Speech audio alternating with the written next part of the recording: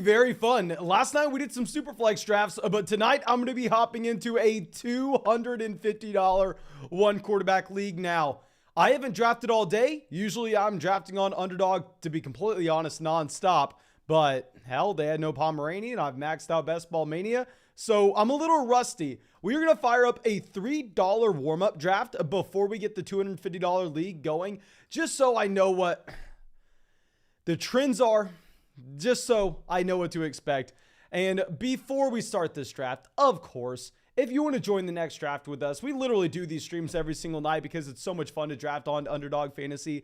Make sure you just go sign up for Underdog. You can find the link in the description of the video, or you can find the link in the live chat. And when you go and sign up for Underdog Fantasy, you can A, have some fun getting some drafts with us. B, also with just a $10 deposit, you will get our 2022 fantasy football rankings. You will get our 2022 fantasy football draft guide. Yeah, if you make a $10 deposit on Underdog and use promo code FLOG, you'll get a 300-page draft guide, help you dominate your drafts this year. But they'll also match your deposit dollar for dollar up to $100, so it's essentially free. Of course, you can find that link in the description. Now, let me go through and try to figure out what we're going to be doing at 10. Underdog's a little bit weird in that in some of these drafts, we end up getting literally Derrick Henry at pick 10. Like, I'm not necessarily a massive Derrick Henry guy, but if you look at this ADP, he has an ADP of about 8.5. That means he falls to 9, 10 on a regular basis. What was really interesting is we had Justin Jefferson and Christian McCaffrey going before Jonathan Taylor in this league. So that's a little wild. I did not expect that at all. Let's look at the report with Najee Harris. Okay, just not playing in the preseason. That doesn't matter. CeeDee Lamb has a minor foot injury. Dear God. Imagine if CeeDee Lamb misses time. Imagine if CeeDee Lamb misses time and I've been this stubborn and I haven't been willing to go out of our way and draft Jalen Tolbert at all. Oh my, oh dear God. If you have an injury to Michael Gallup, James Washington, CeeDee Lamb, no Amari Cooper, no Cedric Wilson in Dallas, Jalen Tolbert and Tony Pollard, the last guys standing, may not be a great season for me if we're going to be completely honest. But let me give a shout out to everybody out here in the chat right now. Thank y'all so much. I just pulled up the live chat. We have honestly too many people that I can even shout out. We already have over 200 people in here. Just thank you guys. That's all I got to say. Y'all know I appreciate you. I'm literally so excited to get these live streams going every single night. And you know what I also got to say. Make sure you go down there. Drop a like in the live stream if you have not done so already. I'll try to make this a 4-5 hour stream. And oh yeah, real quick, Zachary's in the chat. Zachary updated the draft guide with the most up-to-date rankings. So if you purchase that draft guide on flockfantasy.com, you should be able to go through, you should be able to directly download the most up-to-date version of our 2022 fantasy football draft guide directly from the site. And if instead of purchasing it on flockfantasy.com, you got it through signing up for Underdog Fantasy with promo code FLOCK, all you need to do is send me a direct email with the email address you signed up for Underdog Fantasy from, saying you want the updated version with the new rankings, and I'd be super happy to send that in your direction. Okay, but yeah, we're going to get Derrick Henry and CeeDee Lamb off the board here at the 1-2 turn. What am I supposed to say, guys? I mean, this is just the most basic start you could ever have. I mean, this is the easiest thing. Derrick Henry at pick 10 is a selection we have to make very often. I know our full PPR rankings, we actually do have Joe Mixon ranked before Derrick Henry, but a big reason that I have to go through, I have to take Derrick Henry over Mixon when we get the chance is A, Underdog Fantasy is actually going to be half PPR. And also on top of that, the B reason is a lot of times you actually get Joe Mixon on Underdog, making it back to you at pick 15. So you take Derrick Henry in the first, thinking that there's a small chance you get Mixon on the way back around. And with it being a half PPR format, Derrick Henry is more appealing. And then we also get CeeDee Lamb at wide receiver 15, because on Underdog, you have to start 3 wide receivers. So these guys are going to skyrocket up draft boards. Definitely need to continue to monitor that foot injury. That's something worrisome. I wonder if the $250 draft we're getting in later, we are going to see CeeDee Lamb fall like he did here, because in the majority of these drafts, I've seen CeeDee Lamb as a late first round pick as of late. So I haven't been drafting a lot of them because I'm not drafting CeeDee Lamb over Najee Harris. I'm not drafting CeeDee Lamb over Joe Mixon, over Derrick Henry. I'm not doing that. So maybe if this foot injury gives us a discount and all of a sudden we're able to take him consistently at 15, 16, 17, I'll be able to pick up some shares of CeeDee Lamb. Now, Marker Word says 225 of y'all here and only 50 likes in the stream. Come on. I'm with you, my man. The math doesn't check out to me. Kobe Short says, is there a $10 best ball tournament on Underdog right now? Oh, for the love of God, I hope there is. Let me go through and check. I don't think so. I think right now the best ball tournaments, they had the $3 drafts going yesterday. Obviously, the puppy, the $5 draft filled up a while ago. I mean, all three of them that they hosted, literally over 200,000 entries in the last one. Yeah, so right now, if I'm looking at Underdog, they have like the private drafts, like the drafts we're doing right here, which is that $3. And they have that at essentially every single buy-in level. But if I'm looking at the other tournament contests, the tournament contests are only the $25 buy-in and $250 buy-in. And we'll get a $250 buy-in going a little bit later on this stream. But Kyle Pitts goes 28. Love to see Kyle Pitts moving up ADP. Kyle Pitts usually was someone that you could actually get falling to you at pick 34. One of my most drafted third round players right behind Nick Chubb. I mean, those are two values that literally I hated last year. Hated the value of first round Nick Chubb last year and third round Kyle Pitts last year, as I was 100% refusing to draft a rookie tight end in the third round. But now that you're getting him after arguably the best rookie tight end season of all time, yeah, you have to pay up a slightly higher price tag. He's not a late third. Now he's an early third. I'm still completely fine with it, especially if we consider that Calvin Ridley isn't playing this year. Okay. So now let's move this over. Justin says, did you hear what Melvin Gordon said about Javonte Williams being the coach's guy? Good that Melvin Gordon's talking up his teammate, as any good teammate would do. And I think that we don't need to make any adjustments because everybody on the planet is projecting that Javonte Williams is the running back one over Melvin Gordon. Maybe we can use it as a hype piece if I want to go out there and make a hype video on Javonte Williams. In reality, I don't necessarily think it matters. But Breece Hall here goes to the very end of the third round. Breece Hall going before James Conner, before Ezekiel Elliott. Our selection of DJ Moore was going to be very easy. I mean, here with DJ Moore versus Jalen Waddle, do I have to explain myself? We've been talking about, DJ Moore versus Sutton. We've been talking about that all offseason. And now I think we go ahead, we take James Conner. My initial plan was to just grab Jalen Waddle on the way back around in the fourth. I'm surprised to see that we're able to get James Conner here at pick 39. I mean, 100% Conner's going to be a player that sees some serious touchdown regression. But at the same time, we can safely say that the usage in the receiving game is going to be a lot higher than it was last year with the departure of Chase Edmonds. So I'm going to be completely fine with James Conner here at pick 39. And then we have Patrick Mahomes going pick 40. So the team right next to us mixing it up. They are passing on wide receiver through the first four rounds. Really, the only player they quote unquote reach on is going to be Patrick Mahomes at 40. I would say it's not that much of a reach if you consider the fact that they probably just wanted to pair him up with Travis Kelce. Like, this is where Patrick Mahomes was going earlier this offseason. And I will admit, I have a decent amount of teams where I went through, I took Kelce at the end of round one, took Kelce at pick 9 and took Patrick Mahomes at pick 40. Not going to lie, I have a decent amount of teams from a couple months ago that look just like this.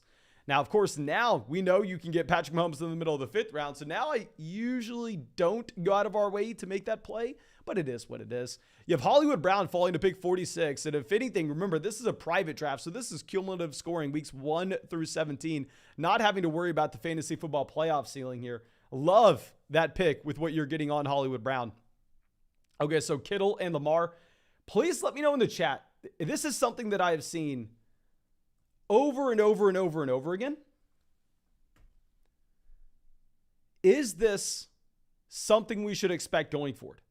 I don't know why. It seems like it's a 50-50 coin flip as of late to see George Kittle go before Darren Waller. Used to have these guys separated by like 12 picks regularly. And now I regularly see him flip-flopped where we get Kittle here at pick 48, Darren Waller at pick 50. So please let me know in the chat, do you prefer George Kittle or do you prefer Darren Waller? I have him in the same tier. I've had Darren Waller ahead of Kittle all offseason. I mean, trust me, y'all know I love my guy Trey Lance. I'm not confident to say Lance is going to be some elite level passer the second he steps under center for the San Francisco 49ers this year. I mean, I've loved Trey Lance for years now because his rushing upside. I don't necessarily know if that translates to production for George Kittle, however. Okay. So Mark says he likes Kittle over Waller. Mr. Seth says Kittle. Then we have Waller. Seto says Waller's hamstring injury is a concern. That's honestly probably why we've been saying this. Thank you for telling me, Mason, you're an idiot. Come on, it's obviously due to the hamstring injury. So that does make a lot more sense. Trey coming out says, Mason, your videos and streams have helped me dominate my Dynasty startup draft so far. Love the content and inside. Keep up the good work, my man. No, thank you so much, my friend. I appreciate the support. And I do have another Dynasty video coming for y'all tomorrow on the Dynasty channel. I'm definitely trying to get more out for y'all. Okay, but we have Chris Godwin off the board, pick 56. So I think we've talked about this in depth. I don't think I need to discuss it anymore. But Bateman's a player that is just off my draft board in this range. I'm never going to be considering Bateman whenever he's going to be locked into the second option in his passing offense behind Mark Andrews. And we can say that with confidence. And obviously, it's going to be one of the lowest passing volume offenses in the entire NFL. Rashad Bateman had 1.3 yards per route run last year. There are just so many red flags with Rashad Bateman. If you're having to draft him, I mean, according to ADP, before Metcalf, before Godwin, before Amon-Ra St. Brown, before Michael Thomas, before Darnell Mooney, I am never really taking Rashad Bateman. Okay. Unless Bateman falls like 10 picks past ADP and we're like, okay, well, I guess we can diversify. We can just get him in a range where he never goes. But even here, like, we're about to approach that range where Rashad Bateman's about to be 10 picks past his ADP. And I don't even know if I would take him at 63. Like, there are a couple other players on this board that I still would prefer. Derek says, Drew Lock is from the same city as me. Went to the same high school, even though he was like 8 years later, but wouldn't draft him. My man, I feel like if I had Drew Lock in my high school, I would definitely be at least rooting for the guy in the NFL. But now Ayuk's off the board. Let's go ahead. I guess we can use the tiebreak that we have CeeDee Lamb, so we probably want to be able to get Dak Prescott later on. And if we're using that as a tiebreak, let's just grab another running back here. Let's take a running back that, in my opinion, is going to have a very high floor. Now, I understand he's in a horrendous offense. But at the same time, this is going to be the cheapest that you were seeing David Montgomery since his second year in the league. Literally since, I guess, 2020. Not too long ago, but still. I mean, with David Montgomery here, I'm not worried about Herbert eating into his workload. What I am worried about is the poor offensive line play. On top of that, I am worried about Justin Fields potentially vulturing rushing touchdowns at the goal line. Outside of that, it's 6th round David Montgomery. This man was the running back 7 on a points per game basis back in 2020. And that season, you had no talent in Chicago either. So now we have Jalen Hurts behind Trey Lance. Now, y'all know I have been rooting for our guy, Trey Lance.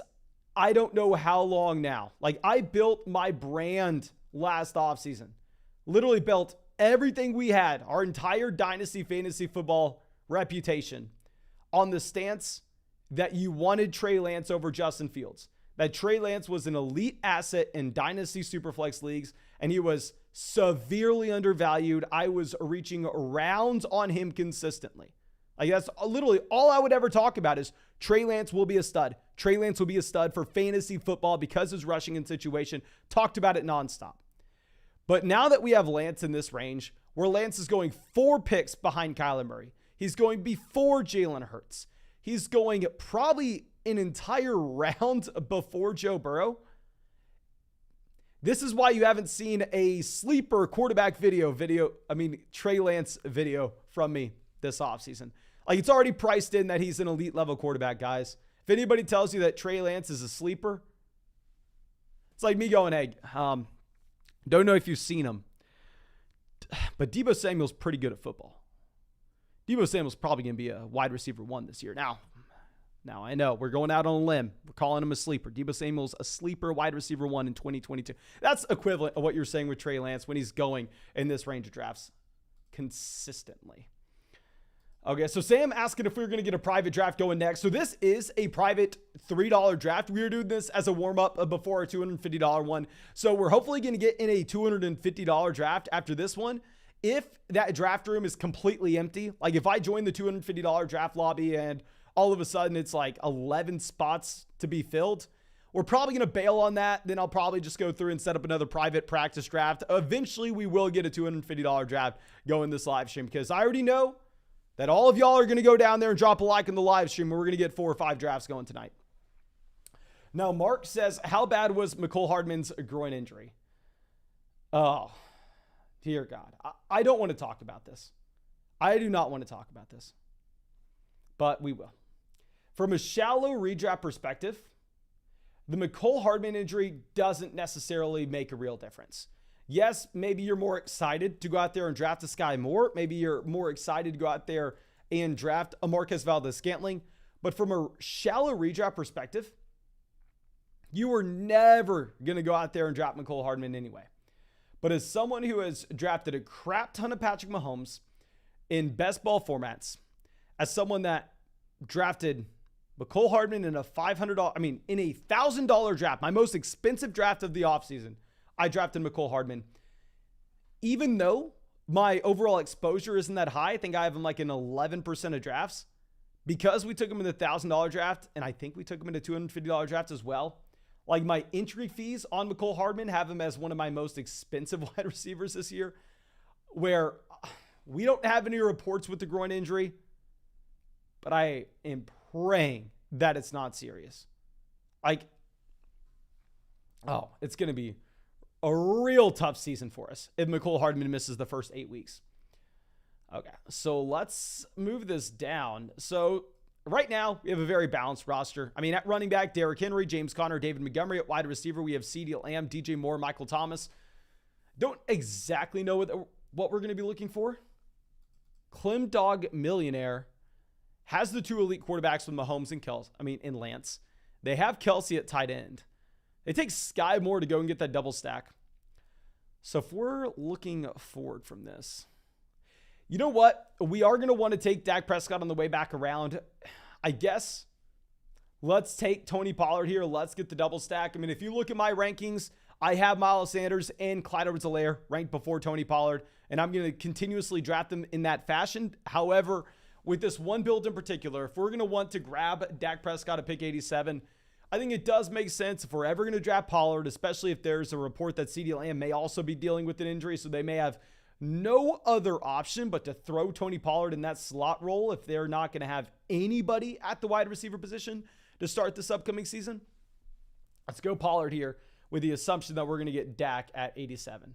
But real quick, look at this. You have Hawkinson and Dallas Goedert now back-to-back in ADP. That is very interesting. Both tight ends that are superb talents in crappy situations. I definitely prefer Hawkinson, but I like the fact that Dallas Goedert is getting steamed here. I really like that fact.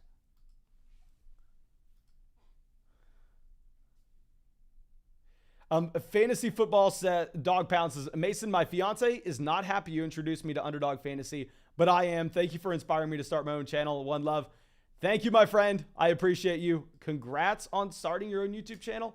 And if anybody would ever want to make fantasy football YouTube videos, I got great news for you. All you got to do is start. All you got to do is turn on the camera, start talking. It's as simple as that. Now, Tom Brady goes pick 85. Treylon Burks, 86 as well. So obviously we're reaching on Dak, but I want an elite level quarterback. At the same time, we are getting a double stack here between the combination of Tony Pollard and CeeDee Lamb. I don't necessarily think we're reaching on Dak too bad, but now that we know we could have had like a Clyde Edwards-Helaire on the way back around, we could have had a Miles Sanders. I think we do go back and we probably reverse our stance with the David Montgomery 6th round selection. I wish we could go back, take away that David Montgomery pick, maybe instead just get Clyde Edwards-Helaire, get Miles Sanders here in the 8th round, and instead of going with David Montgomery and Dak Prescott for the double stack, we go with a Jalen Hurts and a Miles Sanders even. I think that would have been much better. But Allen Lazard's still available. Now, if you are new to the channel, I am not the biggest fan of Allen Lazard. People are probably avoiding him here just so I don't go out there and roast them on the live stream. In your fantasy football draft, you should expect Allen Lazard to go significantly before this. Allen Lazard usually goes before Goddard, Clyde Edwards-Helaire, Renfro, Dak, Burks, Brady, Hawkinson, Stevenson, Pollard, Sky Moore, Kadarius Toney, Christian Kirk. Maybe Dalton Schultz has an earlier ADP, but definitely goes before Antonio Gibson. He definitely goes before Russell Wilson. He goes before, Devonta Smith even. Like, never expect that you're going to get Alan Lazard making it this far, do you? Dan coming out yet again says, what's up, brother? Good to see the flock flying high as always. I'll see you in a draft tonight. Excited for it, my man. Thank you, of course, for getting in a couple drafts with us last night, too. And Derek says he didn't see that we also took Pollard. Love the pick. Yeah, I mean, that's why we decided to take Pollard, is just so we could get Dak Prescott on the way back around and make it work with the CeeDee Lamb double stack.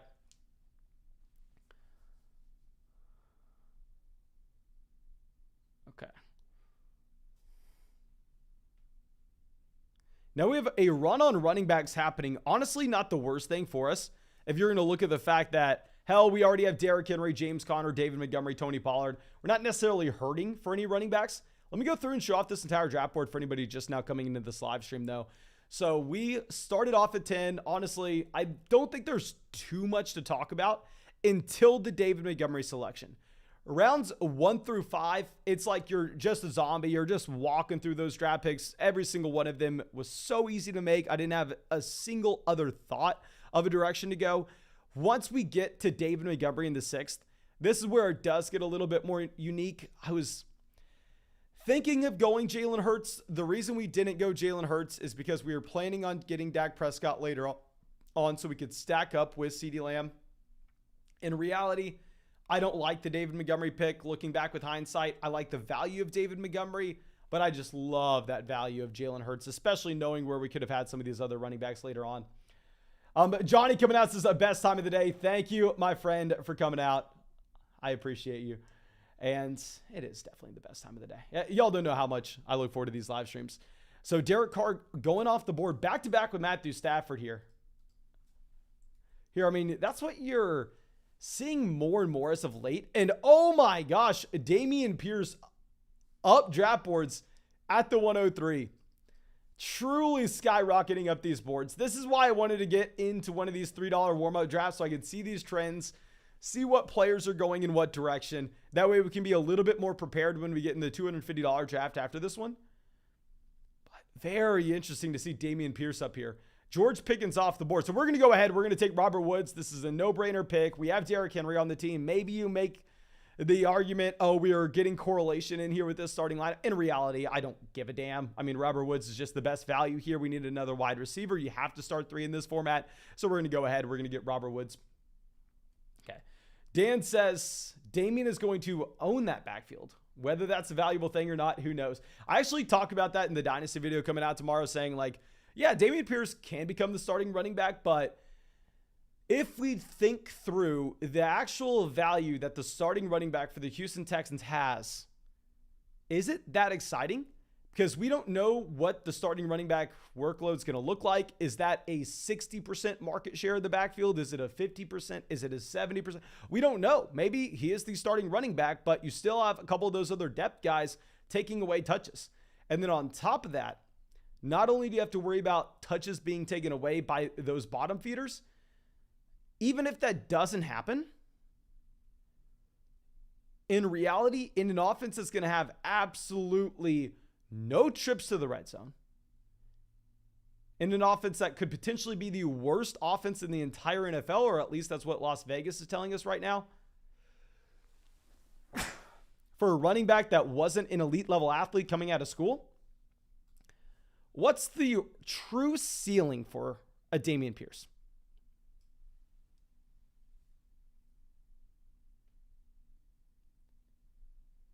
Now, I'm not trying to make fun of this pick at all. Please, Cheeky Hobson's probably better the drafter than I am. I mean, they're drafting with us all the time. I know they are very, very good. I'm just talking out loud here and trying to figure out when we get in those high stakes drafts, doesn't make sense for us to also be pushing up Damien Pierce into this range. Doesn't make sense. Rodgers goes 113. Brian Robinson at 112. I will say for a fact, Brian Robinson pick isn't good. Like Damien Pierce, I can sit here. I can go back and forth. I can try to figure it out. I don't like the Brian Robinson selection there at 112. I mean, you could just get him later. I know that he's getting steamed up a bit, but still, regardless, I don't really get that pick. Also, I'm not picking George Pickens over Robert Woods. Very hard to talk down on George Pickens with the raw upside that you saw at 18 years old, coming out of Georgia, of course. I mean, a 5-star prospect coming out of school. there's so many positives, so many elite traits on the profile that you have for a George Pickens that I never want to say it's a bad draft pick, but at the same time, I'll admit, I don't know if I love it at the 105, and I personally would never go through, I would never take him before a Robert Woods, for example. Okay, so let's move this back around. We have Chase Claypool, 118. Julio Jones, 119. So I think this is honestly the first draft that I've seen. I mean, I've seen it obviously in Dynasty, but from a redraft perspective, I think this is the first draft I've seen that you've had George Pickens before Chase Claypool. Now, I tweeted out like a month ago that I wasn't going to be surprised that Pickens ended up being the wide receiver 2 in Pittsburgh. But it is at least worth noting that people are actually projecting that now. And they're willing to not just send out a little funny tweet about it. They're willing to actually go out there and put their money where their mouth is. Now, Justin Fields off the board here, pick 120. Cole Kmet, 121.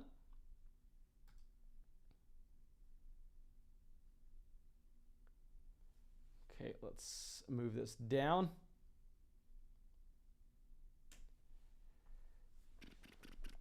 Cole Kmet, 121.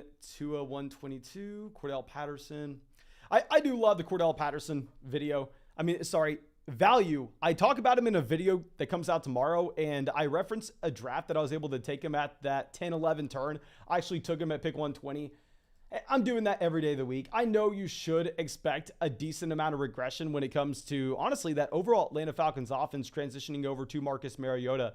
And on top of that, from Cordell Patterson himself, where last year was just an extreme outlier if we're comparing it to really any point throughout his entire NFL career. And he's a 31-year-old running back. Like, how excited should we actually be about that? But he was the running back 15 last year on a points per game basis. You're getting him here, what, as the running back 40? Maybe running back 39? So he could be significantly worse, and at the same time, he could still be a value in where he's going in drafts. Now, Rachaad White off the board, 127. Let's see if we have any updates on Mecole Hardman. I would say Mecole Hardman's probably not draftable here. I mean, I'm going to be surprised if Mecole Hardman ends up missing the entire season, but he could miss a significant amount of time.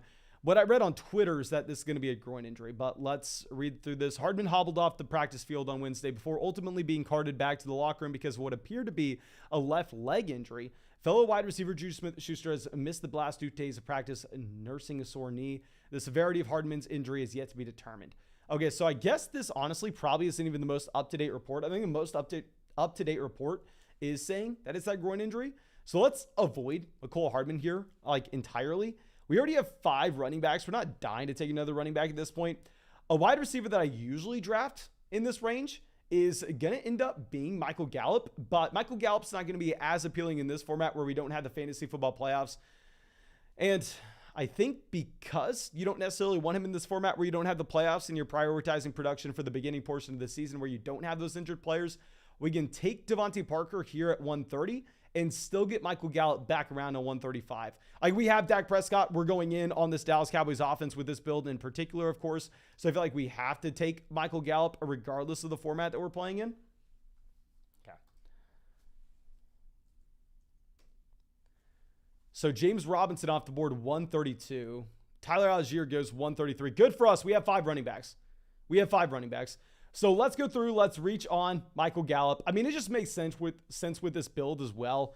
I mean, we are going to go through. We are going to expect that Gallup misses probably the first month or so of the season, which definitely means I'm not like jumping up and down with joy to draft him in this kind of league. But when we took Dak Prescott, we have CeeDee Lamb, we have Tony Pollard. Like, we're going all in on Dallas here. Like, if this team's going to be any good, Dak Prescott needs to stay healthy the entire season. We probably need Michael Gallup to come back in this offense. We probably need him to, I don't want to say be a top 24 wide receiver, but give us some impactful weeks down the stretch at the very least. Okay. We have a question regarding our exposures and if I would show the exposures. Yeah, I do that very often. I mean, literally, whenever I'm talking about a player and I don't exactly know what else to say, I do go through and give you our exposures on them. It tell you exactly where we have them compared to other players. I'll give you all my top 5 at every position right now if you'd like. Let's go through. I will say my number 1 former player from an exposure standpoint was Michael Thomas whenever I used to get him at the 7-8 turn. Now he's in the 5th round, so I haven't drafted him in a couple weeks. So keep in mind, the majority of these drafts are from tournaments on Underdog. And what am I always prioritizing in tournaments? The elite level ceiling weeks 15, 16, 17. I don't mind getting dead last in my league, but I need a couple teams to have just a very, very, very good season. Okay, so let's keep in mind, I'm going for upside weeks 15, 16, 17. Top 5 exposures. Quarterback, Mahomes, Watson, Lamar, Jalen Hurts, Dak Prescott. I like the elite level quarterbacks, not waiting that long. Running backs, Jacobs, Patterson, Walker, Carter, and Jonathan Taylor. Very surprising to see that we have Jonathan Taylor as a top 5 running back with our exposures. But a reason for that, I guess, is I'm never drafting Christian McCaffrey over him. So if you're not taking Christian McCaffrey over him, and a lot of other people are, naturally, I guess you're going to end up with a lot of Jonathan Taylor. So then after that, a wide receiver, we have, oh my gosh, Michael Thomas is outside of our top 5 now. From an entry fee standpoint, Michael Thomas is at 4. But from a percentage standpoint, Michael Thomas is falling outside the top 5. But wide receiver, Lockett, Deontay, Stephon Diggs. I'm not drafting Stephon Diggs as often now that his ADP is at 7, but his ADP used to be down at like 9, 10, and I would take him at 7 nonstop. So that's how I ended up with a lot of Stephon Diggs, was from a couple months ago. But anyway, Lockett, Deontay, Diggs, Waddle. Y'all know I'm drafting Waddle at the beginning of the 4th all the time. And our 5th guy, Mr. Will Fuller. And then at tight end, Andrews, Kittle, Waller, Gesicki, Kelsey. I like drafting elite tight ends. I like drafting elite quarterbacks here specifically. Okay. So we have a question asking to see the last few rounds. Okay, yeah, let me go through. Let me show up the top of the draft board for anybody just now coming into the live stream.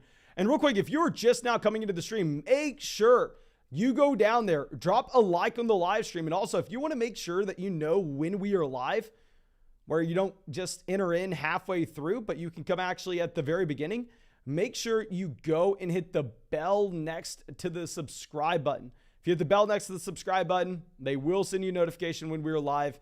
That way, you don't have to come in here halfway through. You can come in, get in our first draft with us immediately. Well, let's scroll this down. We have taken a total of 0 tight ends so far. So at this point, we probably want to go through and just start hammering in these guys. Gesicki is someone that, when he makes it to the 13th round regularly, like Mike Gesicki is someone that I've been drafting nonstop as of late. Like, I honestly expected Gesicki to maybe be my most drafted tight end based on how much Gesicki I've drafted as of late.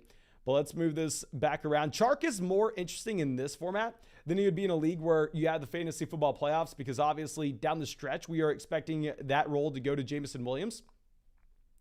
Zans and Pop-Tarts coming out for the first time in a very long time. Super happy to see you out here, my friend. Okay, so now we have KJ Hamler 152. We have a bunch of people spam the chat, saying tags, RIP tags. We have a tag strong hat. We haven't worn it in a while because we've been rocking the suits, but we'll make sure we wear that again relatively soon. Let's go ahead. Let's take Kenny Golladay. Like, did something happen with Golladay? This is a player that I found myself also drafting a lot over the past 2 weeks. Maybe I'm just the sucker in the draft room, because I find myself at this point where I'm looking around going like, who else is here? Like, what's the true opportunity cost to take a Kenny Golladay? I did not expect this team here to take a 3rd tight end that already got Dawson Knox and Pat Freiermuth. Though there's a decent chance we had Hunter Henry on the way back around and pick 159. Now that that's not going to be the case, we maybe just go ahead and end up reaching on a tight end here. Okay. So JN says, not looking good. I'm finally fading Golladay. Henry says, yeah, something happened to Golladay. He sucked since leaving.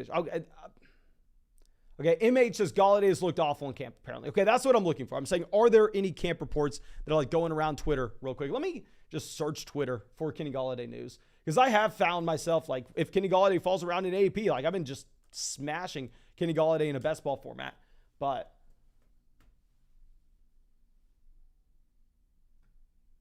okay, we have Mac Jones 158. Honestly, do we just go Jameis?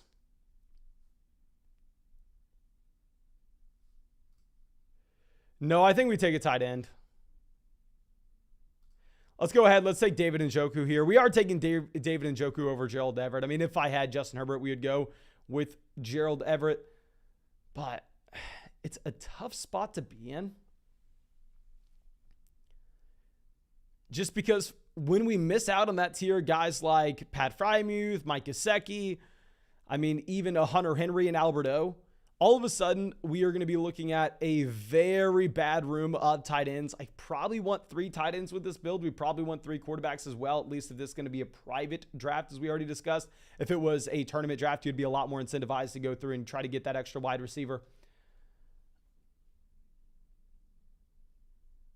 Okay, yeah, so I looked up Kenny Golladay on Twitter. And yeah, I guess there was a viral clip of Kenny Golladay today looking just horrible in a single drill. There's a story on him from Steve. I can't even pronounce his name. I'm just going to embarrass myself. It says, the Giants can't rely on Kenny Golladay, who's starting to look like the biggest free agent bust in team history, to save quarterback Daniel Jones' make or break season.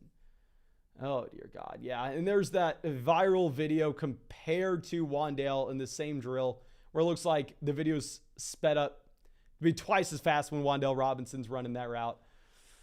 Oh, dear God. How much Kenny Golladay do I have? I'm not going to lie to you guys. I think I have a decent amount of Golladay. Like, I've been fine drafting Golladay, and it looks like I may just be losing money. Yeah, I have a decent amount of Golladay. I have 13% Golladay. Not the biggest deal in the world, but, I mean, if he's falling to 154, I'm going to swing for him.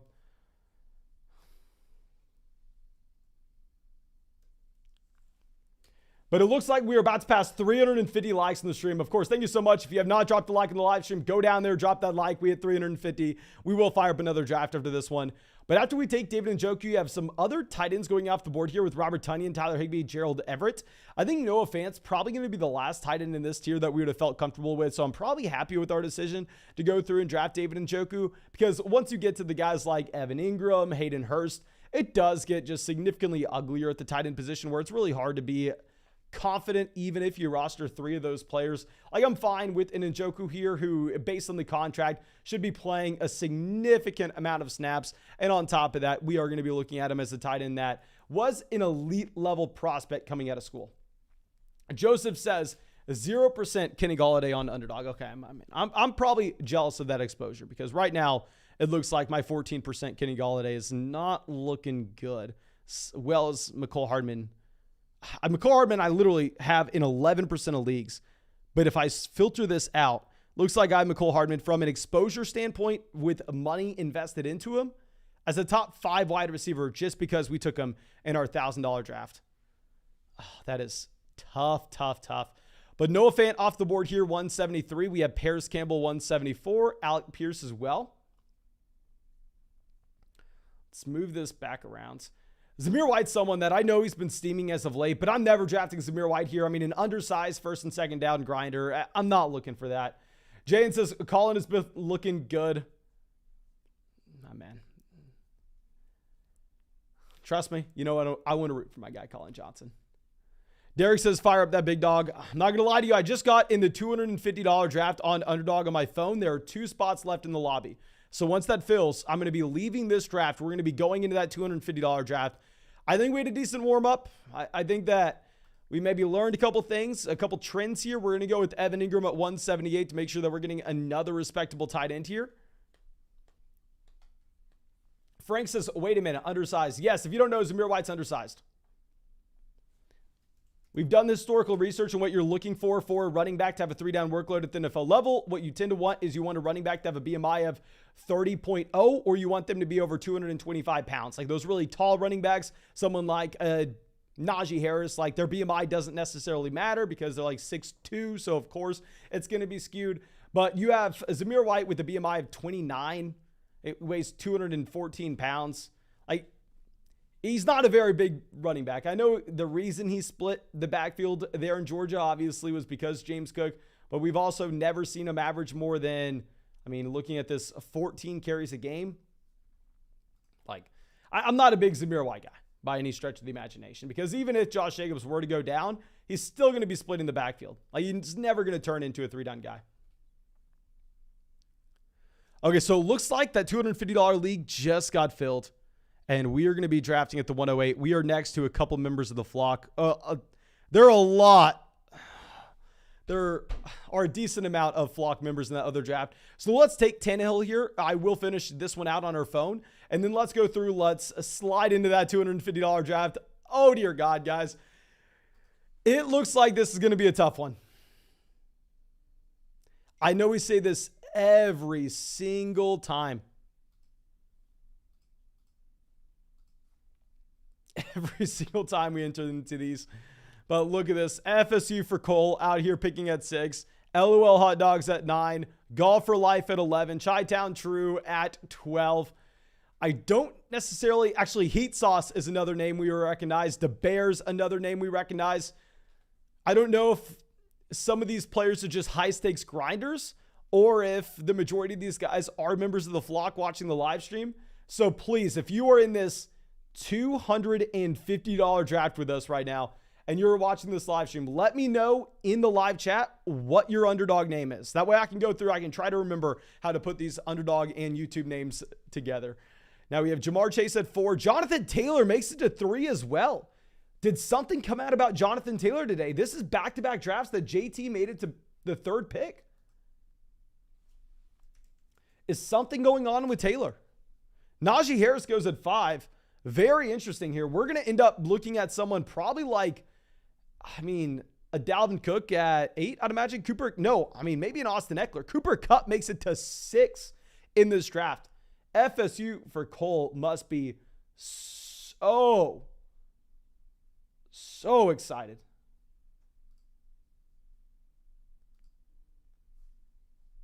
Eckler off the board. So we're going to get Stephon Diggs. Stephon Diggs here at 8. Now, I have had an issue as of late where usually when you take Stephon Diggs, of course, you're going to go through, you're going to plan on just smashing in Josh Allen in the 3rd round. But because in some of these drafts, I've been getting like Patrick Mahomes, we've been getting like, I've seen even Justin Herbert fall to us at pick 56. It does make it very difficult for us to go through and for us to decide to take Allen in the 3rd. Obviously, I'm looking into the future here. We're not even in the 2nd round. We're not even on the clock with our 2nd pick yet. But very, very, very interesting so far to see this draft have Najee Harris before Cooper Kupp. This is probably the latest I've ever seen Cooper Kupp fall on underdog. I've literally done over 500 underdog drafts this offseason. I think this is the latest I've seen Kupp fall. Devontae Adams, CeeDee Lamb to the same team at the 1-2 turn. Golf for Life comes away with Dalvin Cook and Joe Mixon. I think you have to be very excited about that start as well. Let's move this over. Let's see what we're going to get. Nick Chubb off the board at pick 15. We're going to get one of Saquon Barkley or DeAndre Swift. I don't think either one of these players are going to be paired up too often with the Stephon Diggs. LOL Hot Dogs, this is a team that decided to start off earlier with Derrick Henry. What we could also do is we could also decide to reach on a wide receiver here with Deebo Samuel. So Saquon Barkley's off the board. Do we want to reach on a receiver, possibly go with the wide receiver heavy approach? And yes, we're gonna do this.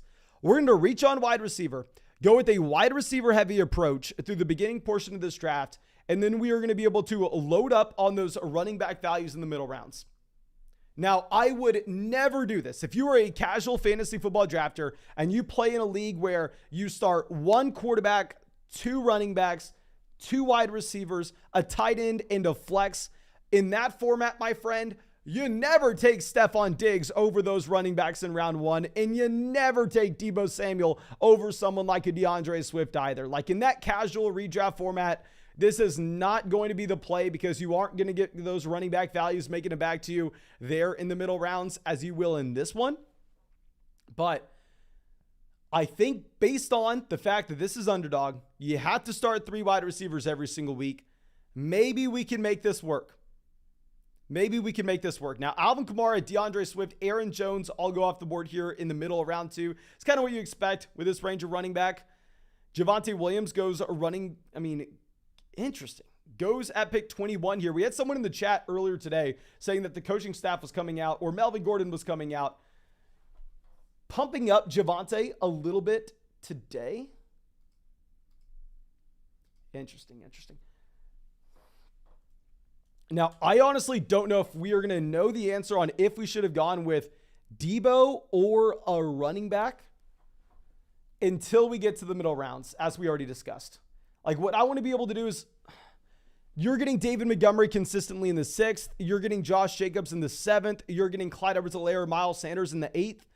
I want to be able to take advantage of those running back values. I want to be able to draft Josh Jacobs over Hunter Renfrow. We want to have those running back values making it to us. But dear God, what is going on? This is the most running back heavy draft I've ever seen on under. The one draft I decided to go wide receiver. The one draft?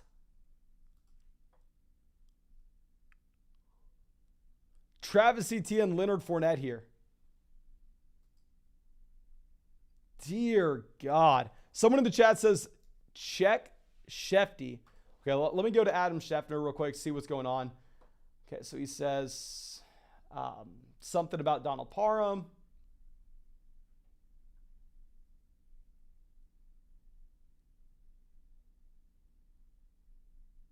Something about Aaron Rodgers ranting with the young wide receivers. Oh, crap. We need to go into that other draft real quick to make sure we're not just completely burning this team. Okay, let's just take Brevin Jordan as a third tight end there.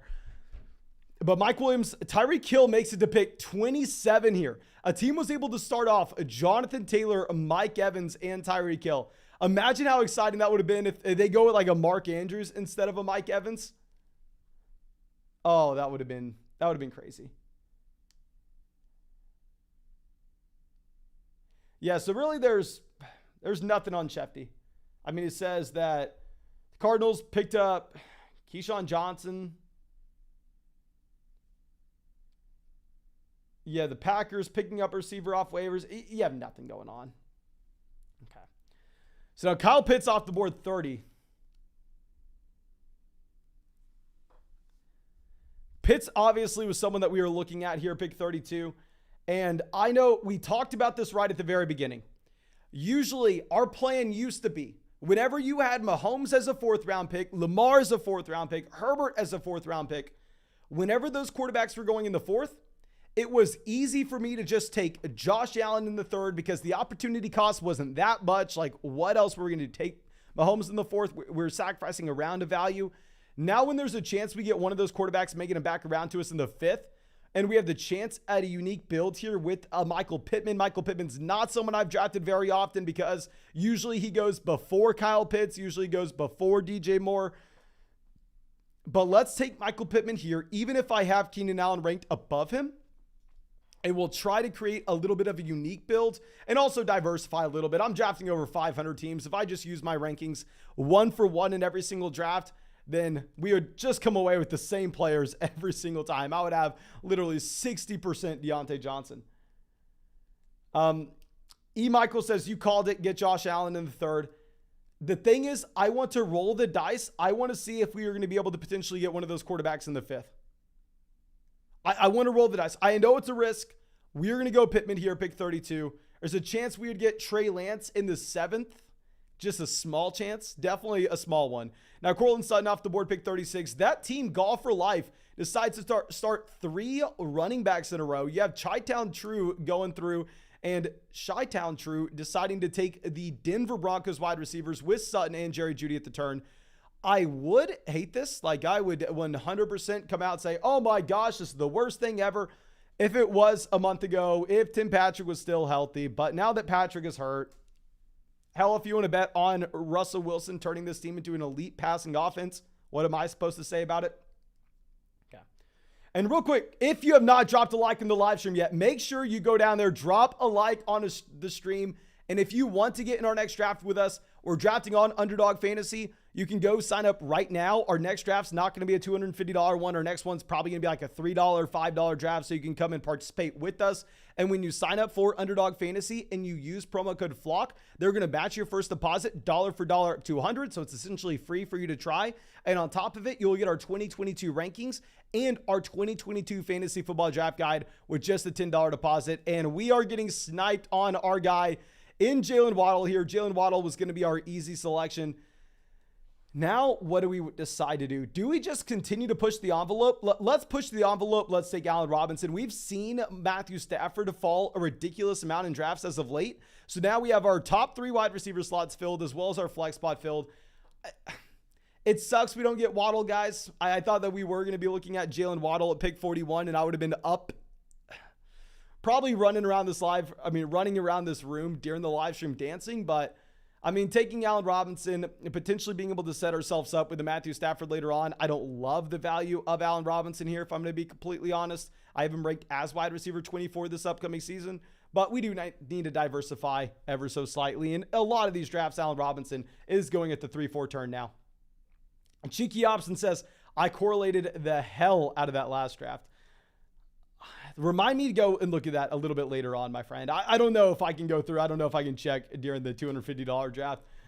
Okay. So now we have Terry McLaurin, Breece Hall off the board. So if we're looking at interesting builds, honestly, I love what FSU for Cole has been able to do. Going Cup at 6, Kamara, Kyle Pitts, and Breece Hall as well.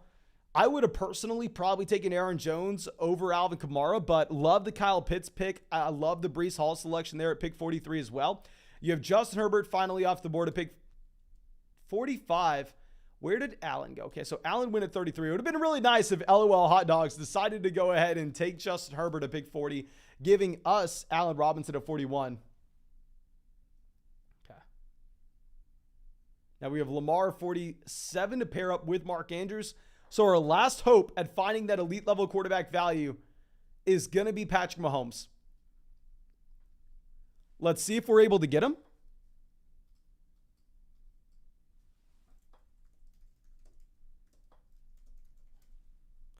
Bateman off the board. Good. I don't like Bateman. Weird to see that he goes here and he doesn't necessarily go to the Lamar team. Like, I understand why teams reach on Bateman if they took Lamar there at pick 47. We have Darren Waller, 51. DK Metcalf off the board as well. What running backs are still available? Okay, so we have a couple of running backs that are interesting. Brandy Cook's best available wide receiver. We've already started 4 wide receivers, though. So I think to take a 5th isn't necessarily something we need to do. So heat sauce on the clock. This is a team that's got Najee Harris, Aaron Jones, A.J. Brown, and Juju Smith-Schuster. They decided to take J.K. Dobbins here, pick 53, a running back that we would have been interested in at pick 56, of course. So I'm going to be very excited about what we get here at pick 56. I am very excited about what we're going to be looking at. Guys, we're going to be in a good spot. Michael Thomas goes off the board here. Cam Akers as well. This is what we were talking about previously. Waiting on Josh Allen, and instead of taking him in the 3rd, getting a Patrick Mahomes in the 5th. But in reality, do we take Kittle here and set ourselves up with the Debo Kittle stack? I think, honestly, we go Kittle. I know it's crazy. Like, I was praying that we had Patrick Mahomes making to us, but now that we see Kittle here, let's pass on Mahomes, give him to the team at 57. We can still get an elite level quarterback on the way back around at pick 65. I mean, we almost had Cam Akers making to us at pick 56. So I think this team is coming together really nice. The question is, do we decide to reach on our guy Trey Lance? Do we reach on our guy Trey Lance at pick 65?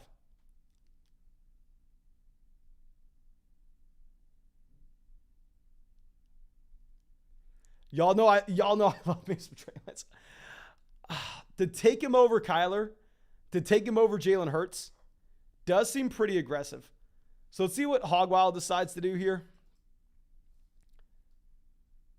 Could we roll the dice to see if we got Lance on the way back around? Our next pick's going to be 80. His ADP is 70. I don't think we can roll the dice. So Brandy Cook's off the board as well.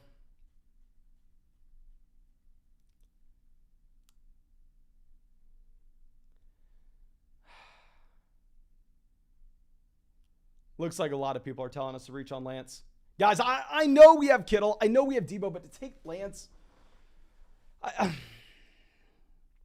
any smart person on this planet, and let me get ahead of this and say this. Any smart person on this planet tells you to go through and take Trey Lance. And y'all know I've been making those arguments for Trey Lance for years now. I have been Trey Lance's... Number one fan, at least in Dynasty, I have. But I think there's still the outside, the smallest possibility that we get him back at pick 80 because we took Debo and Kittle. Nobody else is going to be having that San Francisco 49ers stack that could possibly pair up Lance with. Now, I think it's unlikely that we get Lance. I don't want to make it seem like, oh, if we didn't get Lance, we got sniped. No, I think it's likely that Lance is off the board. But still, we've already seen that elite level production from Jalen Hurts. At the same time here with Jalen Hurts, he has the number one offensive line in football. Not only the number one offensive line in football, but you're adding in a wide receiver that's been able to average 2.7 yards per route run. 2.7 yards per route run. I do think that Jalen Hurts can easily be the quarterback one in fantasy overall. So Trey Lance ends up going pick 70, so we are not able to get him. That is very sad. Let's see what running backs we get on the way back around. I'm not going to lie, guys. I know that a lot of people probably don't like this team. I really do. I really like this team. If we're looking at the upside that we'll have if we can hit on some running backs later on, obviously we're going to be drafting 6 running backs with this build, but I think we will be able to hit on some of these players later. You're already seeing these wide receivers slide up draft boards ever so slightly, like you had Cam Akers fall to 55, you had J.K. Dobbins fall to 53. I think it will give us an opportunity to take some running backs later on. We have the elite level quarterback. We have the elite level tight end as well. Let's see what happens. Let's see what happens. Okay, so let's move this down. And keep in mind, this is a league where the top 4 teams make the fantasy football playoffs. So what we are going to be looking for is we are going to be looking for the highest ceiling possible in weeks 15, 16, 17 for that tournament stretch. Well, let's slide this down. Amari Cooper's still available. This team on the clock has a very similar approach to us, and they decided to take their 5th wide receiver. They have the elite quarterback with Lamar, an elite tight end with Andrews. At wide receiver, they have Jefferson, Higgins, Godwin, and DeAndre Hopkins, and Allen Lazard. So it's another team that is yet to take a running back. This team here has only taken Jonathan Taylor. I really like this build so far. I think this team has a better roster than us. They have at wide receiver Evans, Tyreek, Deontay. They have Jonathan Taylor at running back, Lance, and oh my gosh, I would trade my team with this team in a heartbeat.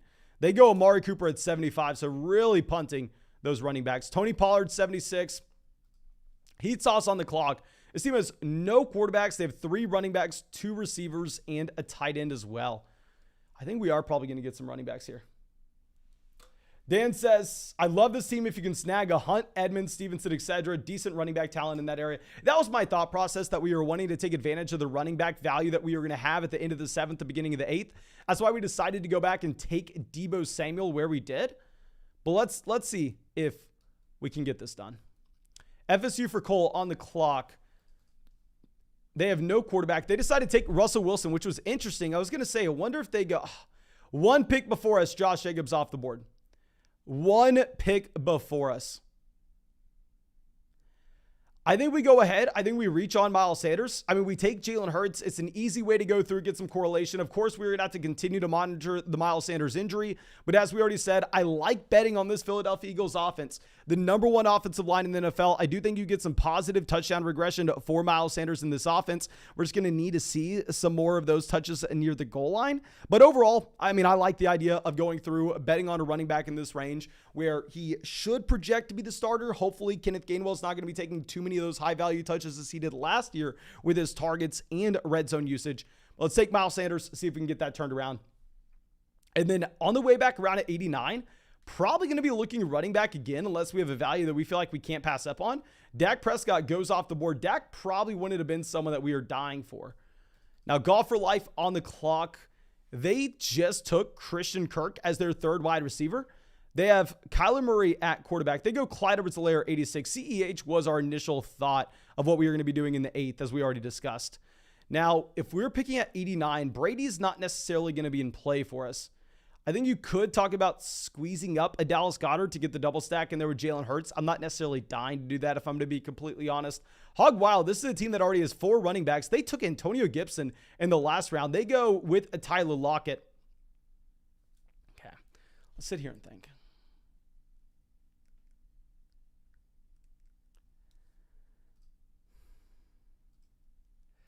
If we take Brady, what options do we have later on? Gage, Julio, White, Brady. I like the value of Brady here. We are going to go ahead. We are going to get our second elite quarterback. Of course, I'm not going to do this in a casual fantasy football league. If this was just a league where you start one quarterback, two running backs, two wide receivers, a tight end, and a flex every single week, no way in hell I take Tom Brady here, pick 89. But looking at the teardrop that we are going to have after this quarterback range, and then the running back difference, like a Ramondre Stevenson here versus what we are going to be seeing at pick 104, someone like a Kenneth Walker. The difference between a Ramondre Stevenson and a Kenneth Walker is not necessarily massive for me. I know everybody loves Ramondre Stevenson right now. I completely understand it. Ramondre Stevenson was someone that I was arguing for last year and that he is similar to Damien Harris. However, he can catch the football. But let's go Tom Brady. Let's look for some of those Tampa Bay Buccaneers players on the way back around. Interesting selection with Sky Moore there. I mean, with Sky Moore, I definitely understand the thought process and that you're looking at him as a wide receiver that, especially if Mecole Hardman is seeing a prolonged absence, all of a sudden he should have a very, very nice role in one of the most productive offenses in the NFL with one of the most efficient quarterbacks in the NFL. I think that is only helped by the injury that you had, of course, to Mecole Hardman. But we have Rashad Penny, Kareem Hunt going off the board here, pick 95, 96. Let's move this back around. Treylon Burks continue to fall. I wonder if MVS gets pushed up at all with this Mecole Hardman injury news. Okay, so Treylon Burks left practice early. Undisclosed. Essentially day-to-day. Hopefully it's nothing, but based on the training camp reports that we were getting earlier this offseason as well, you can't be that overly confident that it's nothing. And then we are about to see a stretch of a lot of teams that don't have too much running back production. Like the team on the clock right now, their first running back off the board was Kareem Hunt, and they go MVS. They're really punting running back. I mean, if you think our running back core is bad, we're at least going to take a running back in this range. I mean, assuming that Treylon Burks doesn't fall to us. If Burks falls to us, okay, Burks goes pick 100. So no, we are not going to be taking Treylon Burks. Dawson Knox off the board. So yeah, we are going to be locked into a running back with this pick. It just comes down to exactly who are we going to be looking to take. So FSU for Cole on the clock. This is a team that has Russell Wilson at quarterback, at running back, Alvin Kamara, Breece Hall, Ramondre Stevenson, wide receiver Kupp, Michael Thomas. It goes Stafford. So that Stafford pick honestly does make me more excited about what we decided to do there when we took Tom Brady to get that elite level quarterback locked in alongside Jalen Hurts and take advantage of that in the best ball format. So let's see. After this, there's one player that I'm very excited about potentially getting. Guys, I like this team. I know y'all don't like this team, and I'm fine with your opinion. Trust me, guys, I appreciate your opinion. But based on who we are about to get off the board here at the 9-10 turn, I am very excited about this team. Let's go ahead. Let's take James Cook. He does somewhat correlate with Stephon Diggs. And at the same time with James Cook here, we're going to be looking at a running back that should immediately, day one, step into the passing down role there in one of the most productive offenses in the NFL in Buffalo. And on top of this is a running back that, of course, could expand his role. He could take more work away from Devin Singletary. I think he's a running back that gives us a nice floor and ceiling combination. And at pick 104, it's going to be a no-brainer for me. Now, Damien Harris goes directly off. Zachary wanted us to go with Ken Walker. There's a chance we get him on the way back around, my friend. There's a small chance. Golf for Life says, Mason, you have a double bye week 7. I hope you're trolling me, my man. I hope you're trolling. If you're not, I'll let you know. I don't care about bye weeks. Not going to be thinking about bye weeks at this point. Especially when almost all the expected values in weeks 15, 16, 17. As long as I'm not drafting a player with a bye week during the fantasy football playoffs, I should be fine. Now we have Chase Claypool off the board, 106. Good for us. We're not considering Claypool here. I mean, honestly, my favorite wide receiver in this range is Tyler Boyd, who went right before us, but we wouldn't have taken Tyler Boyd over James Cook when this team was desperate for a running back regardless. We do have Golf for Life deciding to pair up Kyler Murray with Rondale Moore here at pick 107. Derek Carr goes 108. Obviously, when we already have Jalen Hurts and Tom Brady off the board, we're no longer looking at quarterback. Melvin Gordon goes 109. Let's swing this back around. So we are going to have a couple different plays at running back. So, I mean, I guess Damien Pierce, where we saw him go at the beginning of the 10th in the last draft, I thought it was a little aggressive, but I guess that's just his ADP now. I guess that's just his ADP. And real quick, of course, guys, if you have not done so already, go down there, drop a like on the live stream. It helps us out so much. And if we hit 700 likes in the stream, we are going to go ahead. We are going to fire up another draft after this one. But we have a donation coming out from Mindcracker. Thank you, my friend. I'd be happy to look at that in just 1 second. Please give me 1 second. LOL hot dogs on the clock. At quarterback, they have Mahomes. At running back, they have Henry, Barkley, Edmonds, Damien Pierce at wide receiver. Hell yes. Guys, I know you don't like this team. I don't give a damn. I love this team. Bringing in Kenneth Walker here. Horrible situation. Very good running back prospect. In the 10th round at pick 113. Right now at wide receiver, we have Stephon Diggs, Deebo Samuel, Michael Pittman, Allen Robinson holding the fort down. So I think a very, very strong wide receiver core. We have an elite level tight end with George Kittle. We have one of the better quarterback cores in this league with the combination of Jalen Hurts and Tom Brady. And at running back, we're finding guys that I think do have upside. Miles Sanders, James Cook, Kenneth Walker. Of course, we are not done at running back. Of course, we need to add about 3 more players in the mix here. But I'm very excited so far. Okay, so let's move this down. Mindcracker coming out. Thank you, my friend. It says, picking 8th out of 12. PPR, need to choose 3 keepers. Najee Harris in the 1st. A.J. Dillon in the 16th. Allen Robinson in the 16th. Jalen Waddle in the 6th. Diggs in the 2nd. Rondell Moore in the... Okay, Rondell's just not an option here at all. So I think you almost have to lock in Allen Robinson and A.J. Dillon if they're just going to be completely free for you. And if we're assuming that everybody gets to keep 3 players in the league, that first round pick that you'd have to sacrifice is usually about, say, a mid-third. So if you're sacrificing that first round pick, you're going to be sacrificing a mid-third rounder. So say you're sacrificing a player like A.J. Brown, Kyle Pitts, or DJ Moore, so you can go through and you can keep Najee Harris. So the question is, if we're looking at a Jalen Waddle in the 6th, where Waddle in the 6th is going to be a completely different range. It's going to be someone like a Tyler Boyd, so essentially free. Would you rather have Jalen Waddle and DJ Moore or Najee Harris? If you're playing in a very shallow format, I think you probably prefer to have just Najee Harris. Like I said, if you're playing in a very shallow format where you only start 1 quarterback, 2 running backs, 2 receivers, a tight end, and a flex. Okay. So let's move this down. We have Cole Kmet off the board here, pick 121. We are going to have to go through. We're going to have to bring in a tight end. Like, obviously, we started very, very strong out at wide receiver. But still, at the end of the day, we are going to have to draft more wide receivers in this range. So if we would have had, like, Garrett Wilson making it back to us on the way back around, I would have been very excited about that. Okay.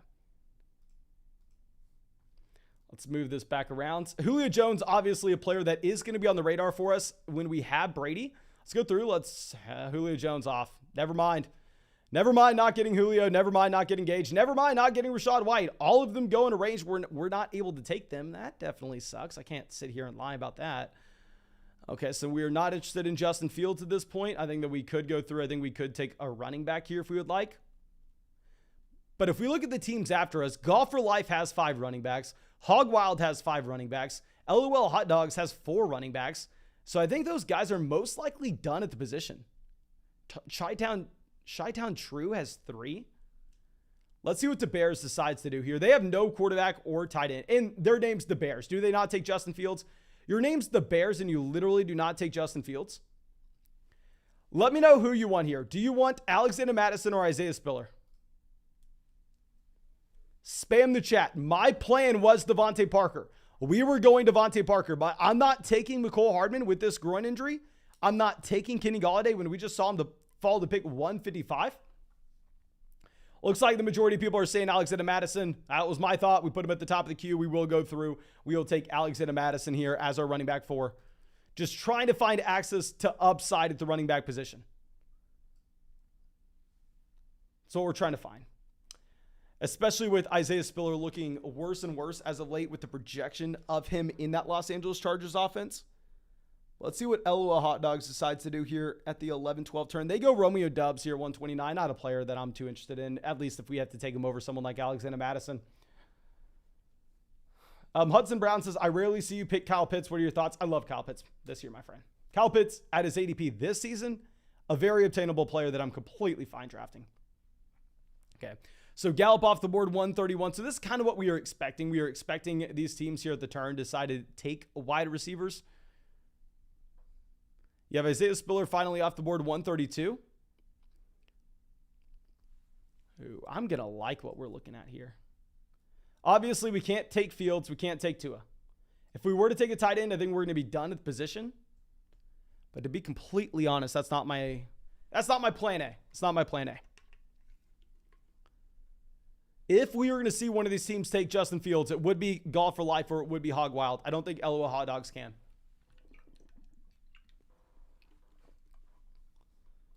So Golf for Life. They have Kyler Dalvin. They go Jacoby Myers here, pick 134. Is this the team that falls on Justin Fields? They have Montgomery, but they also did draft Josh Allen. Michael Carter off the board. I'm going to go Kenneth Gainwell. I actually like the idea of monopolizing touches in a single backfield in these best ball tournament contests because I do think it provides you a unique path to possibly having a player at lower ownership in that week 15, 16, 17 stretch. We're already going through betting on that Philadelphia Eagles offense, betting on them having the elite level offensive line with Jalen Hurts, Miles Sanders, minus Welgett, Kenneth Gainwell here, pick 137. And what we really need to hope for, what needs to happen to save this team is Boston Scott cannot see a single touch this season. If Boston Scott is out there for a second, if Boston Scott is out there just to pass block, I don't care why he's out there. It will kill this team. We will have no shot. We need to hope that 100% of the touches are funneled between those two guys. Now, Ross coming out, thank you, my friend, says, my Q players don't get selected when I let the clock expire. Have you experienced this? My friend, I have not. I don't know if you're talking on Underdog, if you were talking about a different platform. What I would say is if you are talking about Underdog, I would go ahead, reach out to their support. I mean, their support team gets back to you like that. I know a lot of people are saying Boston Scott's going to play, guys. I understand Boston Scott's going to play. It was a joke. It was a joke. But we really need to hope that Boston Scott's not going to have the red zone role that he did last year. But Tua Tagovailoa going off the board here, pick 142 before Justin Fields. I will say if I knew Justin Fields was going to fall this far, even though y'all know I'm not a Justin Fields fan, I would have decided to pass on Tom Brady back there in the 8th in favor of Justin Fields here. Possibly in the 13th. God knows how far he's going to keep falling. Real quick, I'm just going to go turn on the fan. It will take me about 5 seconds. So you're going to have to sit here 5 seconds in silence unless you want to just watch me sweat for the next 3 hours.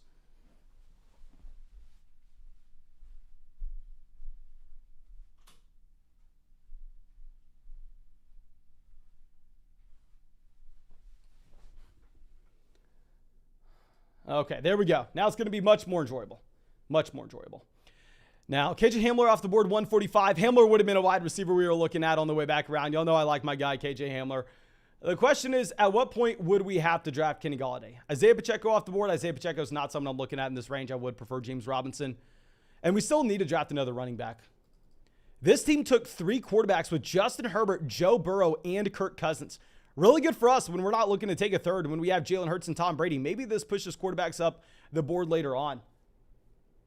Oh, this could get us some value, hopefully. The Bears does not have a single quarterback or a single tight end so far.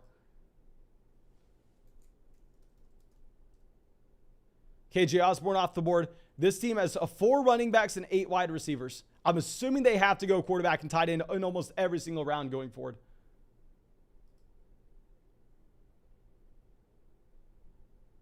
Lawrence off the board, guys. I think I go James Robinson as our 6th running back and call it a day. I think we take a running back that could have a week-to-week role and upside for more if Travis Etienne were to go down. Of course. With James Robinson, you have to be worried about the torn Achilles. I did not expect that this would be a running back that was even playing at the beginning portion of the season, but every report that we were saying is, saying that he's making steps with his recovery. So let's move this down really quick. I think that at this point, pretty close to being done at running back. Our running back room is consisting of Miles Sanders, James Cook, Kenneth Walker, Alexander Madison, Kenneth Gainwell, and James Robinson. So at the beginning portion of the season, oh my gosh, this is going to be ugly. This is going to be painful. This is going to be tough. But what we need to see is we need to see one of these Philadelphia Eagles running backs be good this season. And then we need to get a breakout from either James Cook or Kenneth Walker or possibly a Dalvin Cook injury. Now, I think it's a fair assumption that one of the second round running backs break out. I think that's something that we could expect down the stretch this upcoming season. Obviously, nothing's ever a guarantee, however. Okay. So let's move this back around. Thomas says, any idea how much the next private draft will be? Probably like $3 or $5, something very cheap, just so we can get some practice drafts in. I mean, I would say if y'all are wanting to get in like the more expensive drafts on Underdog, of course you can do that in the private lobby, or you could do that in Basketball Mania. You could do a $25 buy-in. But whenever we set up the private drafts in the live stream, I will try to make them cheap, just that way y'all can get in as well and y'all can have some fun. But let's see what ends up happening. Hog Wild has 6 running backs as well. Very interesting that they have 6 when they decided to go Chubb, Zeke, Montgomery, Gibson, Cordell Patterson, and Michael Carter. They take Corey Davis, 159. What's the report with Robbie Anderson? Dealing with quad injury. Okay, that's not great, of course.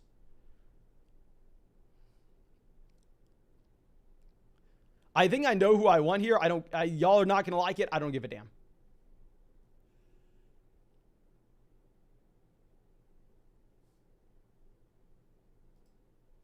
Nico Collins off the board.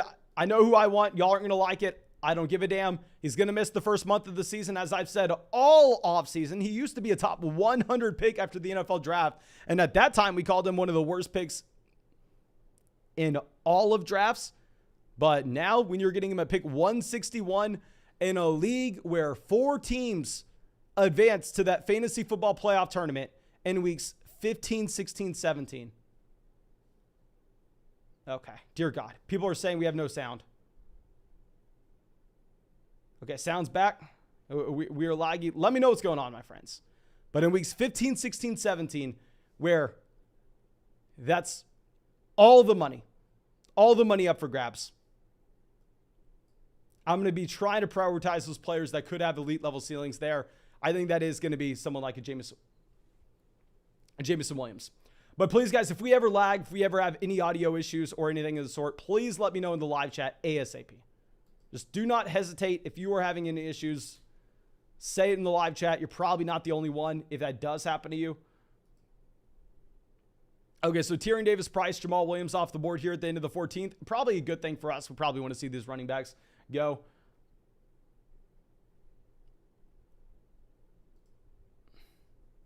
And real quick, let me make the announcement just in case you were coming into the live stream. So we have our 2022 Fantasy Football Draft Guide officially updated. So if you purchased our draft guide through flockfantasy.com, you can just go redownload the draft guide. Re-download the draft guide for completely free, of course, if you already purchased it on flockfantasy.com. And you will have the updated rankings. You will have the updated draft guide in its entirety. It will all be right there for you.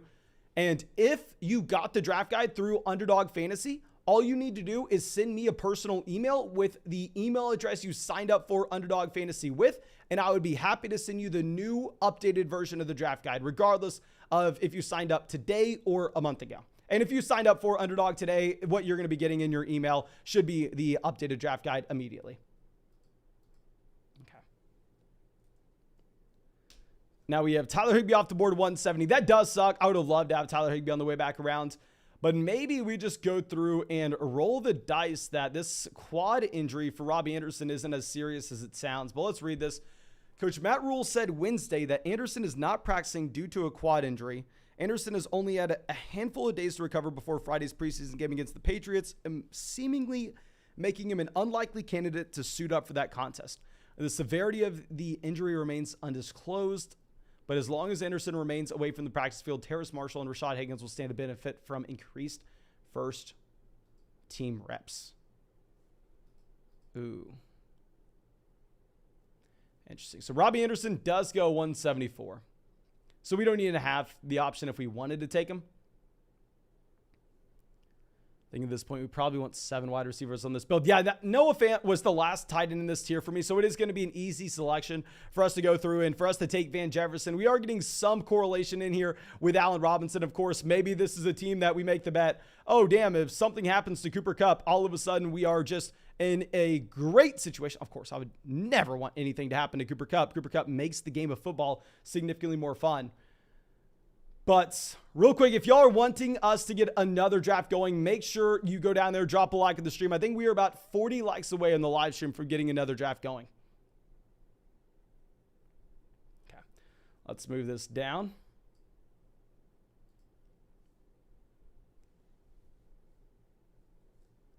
After we take Van Jefferson, you have Paris Campbell, Will Fuller, both off the board.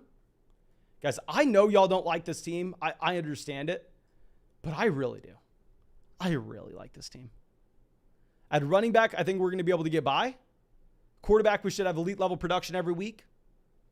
Wide receiver, Diggs, Debo, Michael Pittman, Allen Robinson, Jameson Williams, Van Jefferson. I think we'll have elite level wide receiver production every single week as well. We have George Kittle at tight end.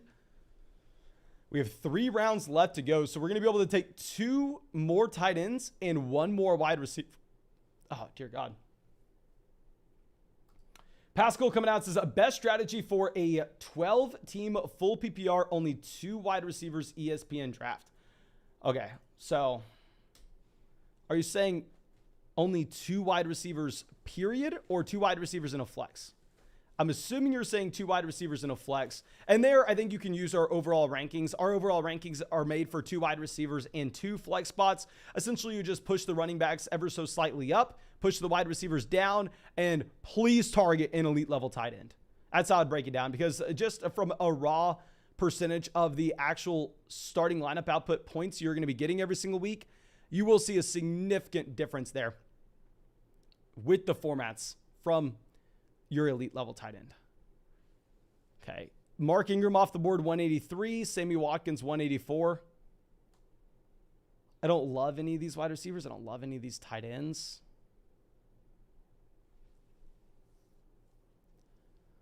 I guess, do we just go Jamison Crowder? Let's take Crowder. I don't know what else to do. I really don't know what else to do. Obviously, Crowder falling like a rock. It looks like he lost the starting slot job to Isaiah McKenzie. RIP Jamison Crowder. I mean, it is what it is.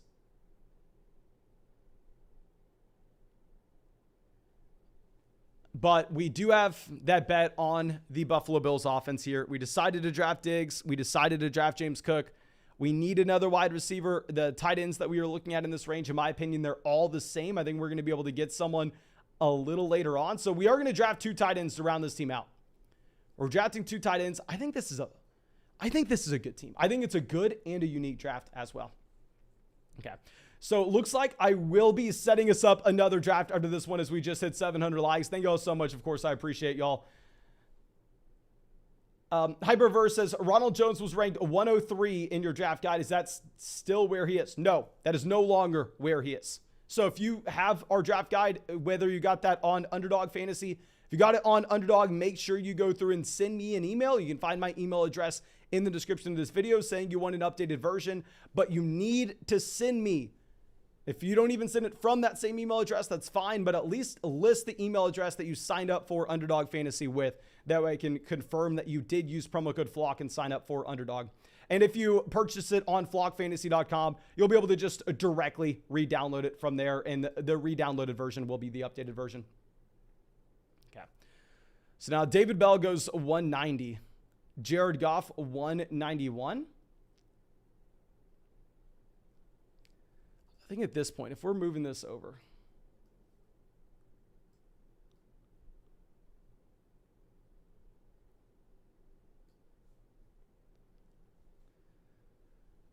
let me just look at this running back core. Try to manifest a way that this running back core works out.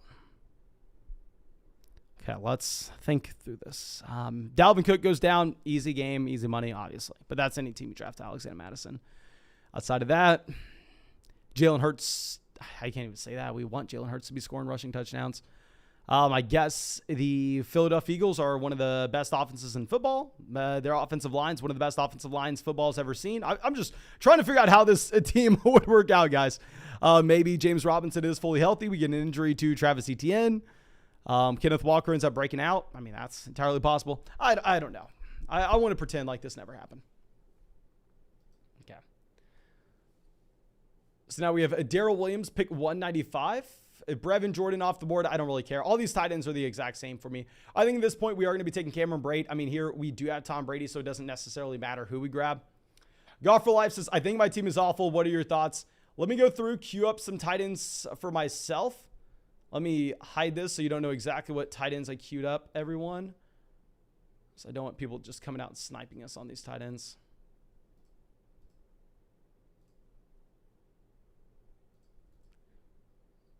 Okay, there we go. Those tight ends are queued up. Let's go through and let's check out Golf for Life's team here. It's going to be the team at the 111 where they start Dalvin, Joe Mixon, James Conner, Clyde Edwards-Helaire, Devin Singletary at running back. So, I mean, a very good running back room.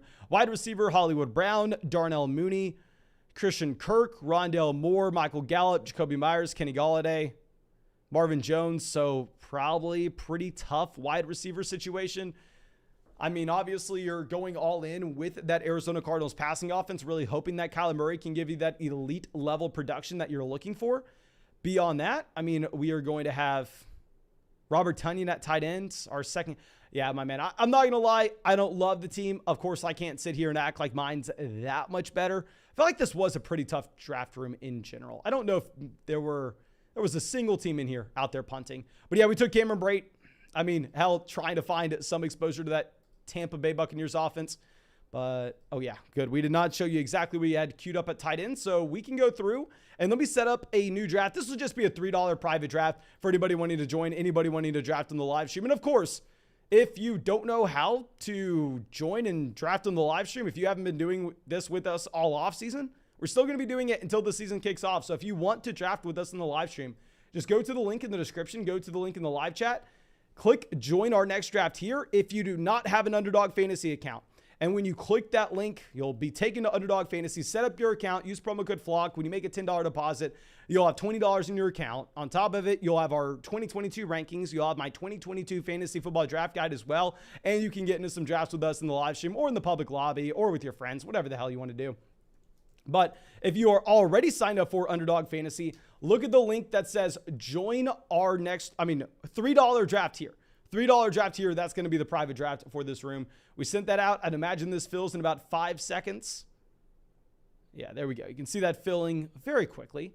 Let's see what spot we are going to be getting now. Okay, we are at the 111. So we are just looking at Golf for Life's draft from this spot. We have a ton of members of the flock. Obviously, everybody in here is a member of the flock, but some longtime members of the flock. Swizz World, obviously. Semi Bullock is always out here with us. Dan is out here with us at Big 7. The team at 2 that I can never pronounce the name because I'm an idiot is out here as well. Let me swing back over to that $250 draft, though, and make sure that we get our last tight end in here. Oh, crap. Are you freaking kidding me?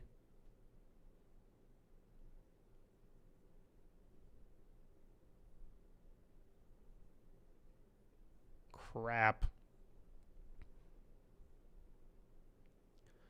Yeah, we got sniped on Logan Thomas. It is what it is. It is what it is. Sold by Shook says, hot take, A.J. Brown will be top 5 this year. My friend, I would love it. As you just saw in that last draft, I like going through. I like betting on the Philadelphia Eagles offense. I want to assume that we get the progression from Jalen Hurts. On top of that, this team has an elite offensive line. I think A.J. Brown's one of the most talented wide receivers in the NFL. But he's going from a low-volume passing offense to another low-volume passing offense. And on top of that, you're looking at him as a wide receiver that now has more target competition than he's ever had in his NFL career with Devonta Smith, with Dallas Goedert there in Philadelphia. But we have Austin Eckler sneaking his way into your at pick 4 by Chris, which allows teams at 5, 6 to get some wide receiver values with Cooper Kupp and Jamar Chase. And keep in mind, this is going to be that private draft on Underdog Fantasy. So when it's the private draft, we don't need to be worried about just optimizing for weeks 15, 16, 17 for that fantasy football playoff tournament. Instead, we can just be looking at who scores us the most points throughout the course of the entire season. It is going to be cumulative scoring. Okay.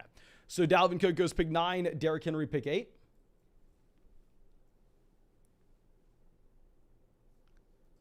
Let's look at this. Let's move it back over. Usually I'm not dying to take Davante Adams in these drafts because you'll see Davante Adams like slide up to pick 8, pick 9, which in my opinion, he's not necessarily a super strong value at, but I don't even want to draft him here. I guess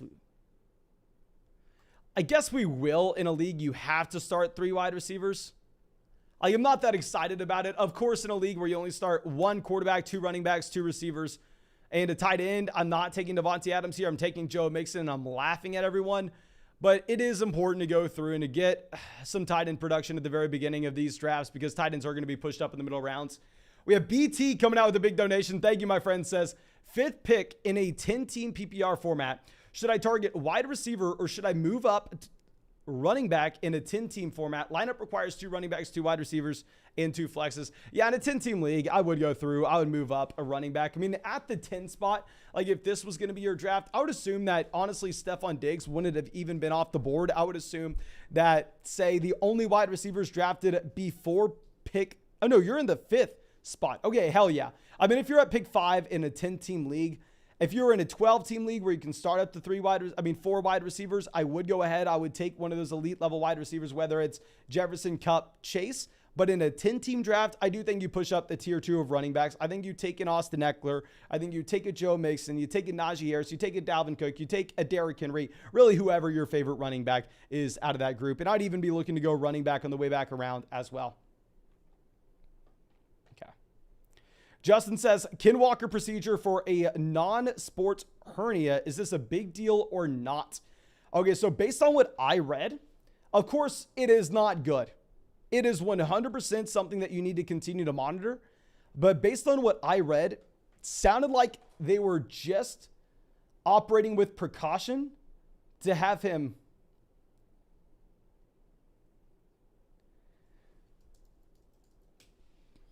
good to go week 1. I'm going to search Ken Walker one more time.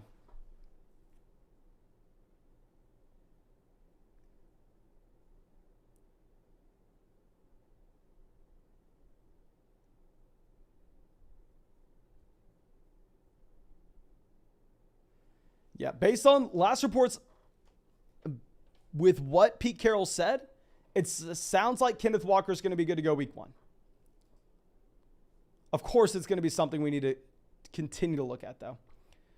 Now, Sold by Shook says, why does Diggs go higher here than on other platforms? Because you have to start 3 wide receivers and it's best ball. So inherently, those wide receivers are going to be pushed up across the board. I would say that's going to be probably the biggest difference between drafting on Underdog and just a casual fantasy football redraft league is roster construction is going to dictate that from a positional standpoint, you maybe have to push up these wide receivers. Obviously, you have to take a second quarterback where you wouldn't do that in a casual fantasy football league. You have to take a second, third tight end where you wouldn't do that in just a casual fantasy football league. But from a top end approach, yeah, it's just going to have it where these wide receivers are pushed up like Stephon Diggs at 7.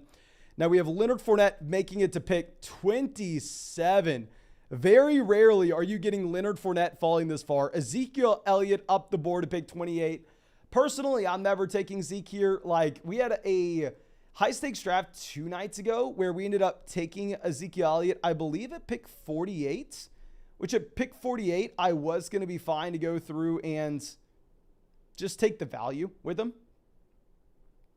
Okay.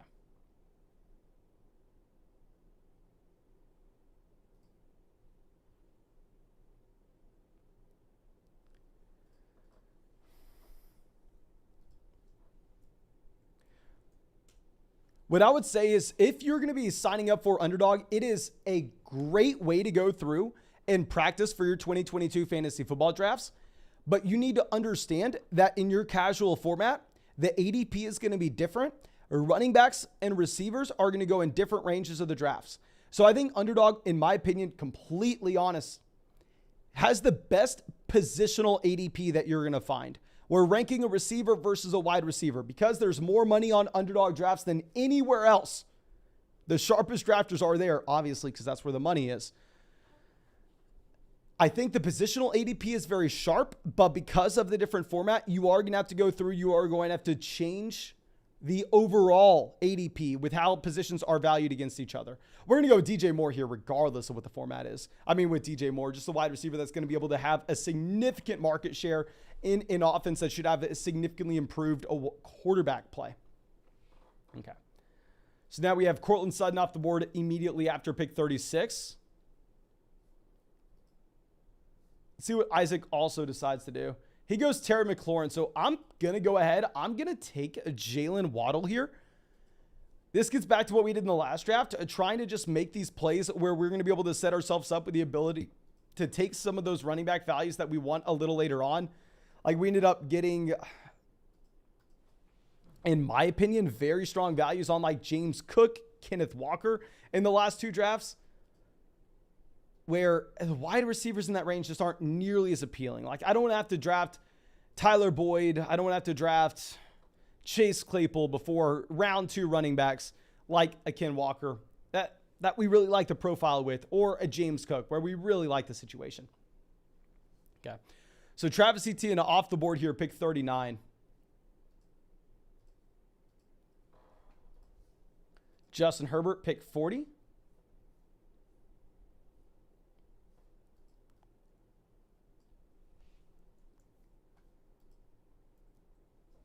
Joe says, what happens if there's someone obviously tanking? Do they cancel? Yeah, so you do get contests thrown out. So, like, it's very similar to, like, online poker. Of course, they have things set in place where they can make sure that people aren't cheating. And if you do get in a draft room with 2 people that are cheating, the draft will end up getting thrown out, and, well, you'll just get refunded. It is a pain in the ass because it will end up wasting, like, your 40 minutes of time that you went through and drafted.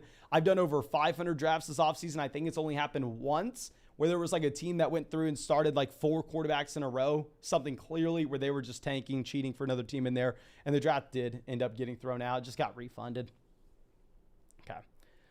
Kristen says, is Tyreek Hill really a problem for Jalen Waddle? I mean, if you're looking right now at projections in this offense, of course you can't be aggressively projecting Jalen Waddle to be the wide receiver 1 here like he was last year. I think you have to assume that the overall volume goes down. The efficiency will go up inherently just because Tyreek Hill's presence will draw safety attention. It will also make Tua Tagovailoa a better quarterback. I still love the value of a Jalen Waddle. Like, if you look at Waddle's rookie season and we go through and look at it through just all of history, really any other time you've had a wide receiver with the same rookie year as a Jalen Waddle, that player is the next season drafted as a top 5 to 10 wide receiver aggressively. Here, of course, you do need to be concerned about Tyreek Hill. You do need to be concerned about Tua Tagovailoa. So I don't have Jalen Waddle ranked as a top 10 wide receiver, but I do have him ranked as that low-end wide receiver 1, high-end wide receiver 2. Okay. So now we have Patrick Mahomes, Darren Waller, Lamar Jackson all going off the board here at the end of the 4th round. These are some of my most drafted players really in all of drafts, just because at the 4 or 5 turn, I'm never taking wide receiver. Like, some of my fewest drafted players are the guys like a Juju Smith-Schuster, a Brandon Cooks, just because I think that the elite level quarterbacks and the elite level tight ends in this range are such a value. I mean, we ended up getting George Kittle falling to us there at the end of the 5th round in that last draft. Okay, so let's move this back around. Just Food Reviews coming out. Thank you, my friend. Says, still think DeAndre Swift over CeeDee Lamb as a keeper. Yes, I mean, unless I'm misremembering the keeper cost or whatever they were, but I would say I am going to prefer DeAndre Swift over CeeDee Lamb, assuming that it's going to be a casual fantasy football format where you don't have to start 3 wide receivers and can start up to 4. Okay, so David Montgomery off the board, pick 52. Let's move this back around. So it looks like we may end up being stuck in a spot, assuming that J.K. Dobbins is off the board by the time we're on, that we end up having to take one of these wide receivers we're not a big fan of. I mean, it is what it is. I wouldn't be that excited to do it, but it is something that we may have to. Yeah, Dobbins is off the board, so I guess we may end up having to take a 4th wide receiver here. I mean, it's not like we're drafting players that aren't going to be in our starting lineup. That 4th wide receiver would slide into our flex spot. Gabriel Davis off the board. I think this is honestly about in line with where Gabriel Davis should go. I mean, whenever he does get drafted before Deontay Johnson, I'm never going to be taking him there in a million years. But here, pick 55. Hell, I'm fine with it. I do see the upside case that you're going to have with the Gabriel Davis if you're just looking at the offense that he's playing in and how many targets are available, and obviously the efficiency. That goes without being said. Okay. So Michael Thomas off the board here, pick 57.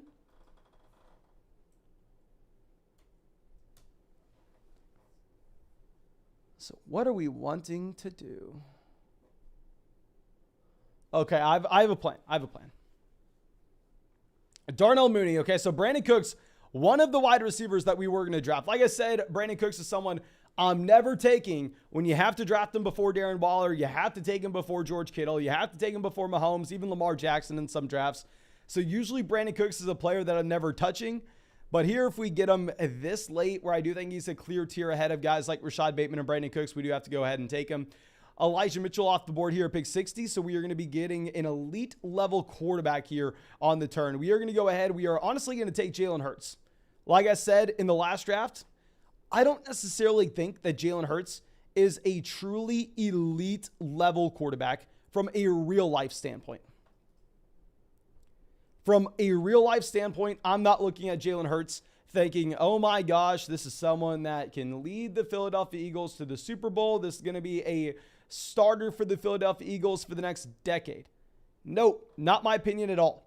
But what I am looking at is a quarterback that has the elite rushing floor and ceiling combination to be a fantastic option in fantasy.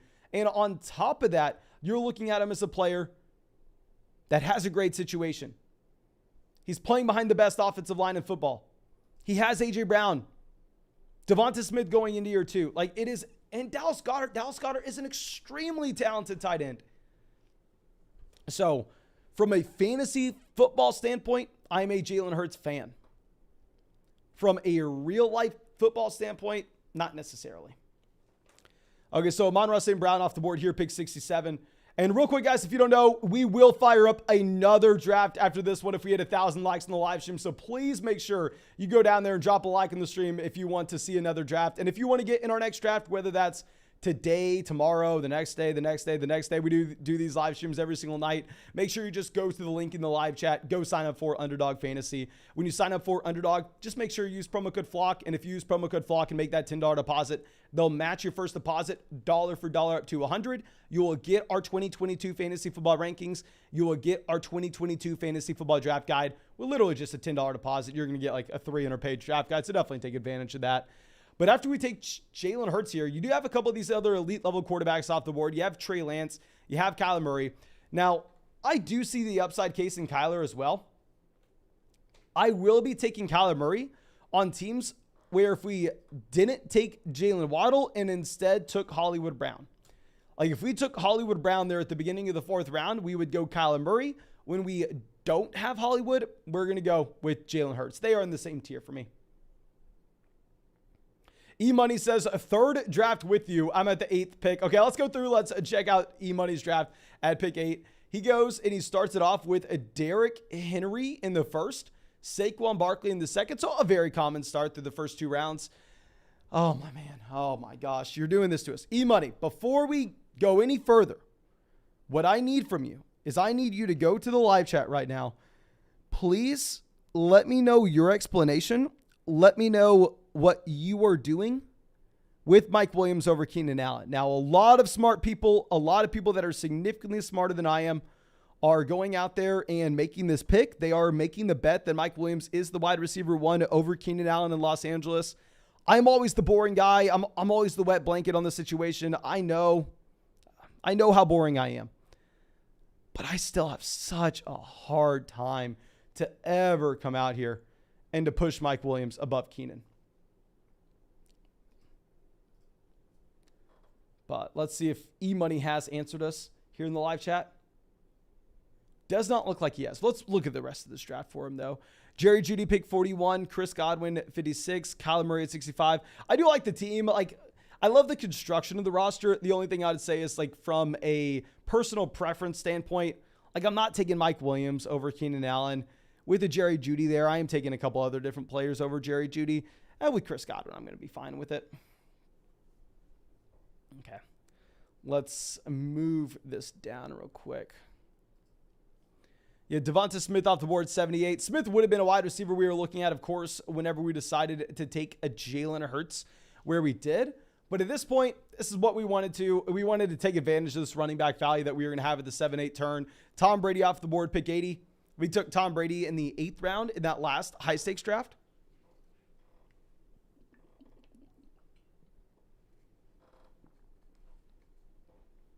Now, Tony Pollard off the board, 81. We're not necessarily dying for Pollard.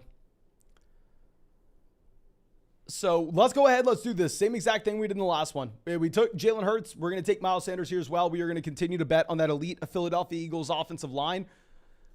And beyond that, I think, honestly, there are a couple other strong running back values that I'd be completely fine with here.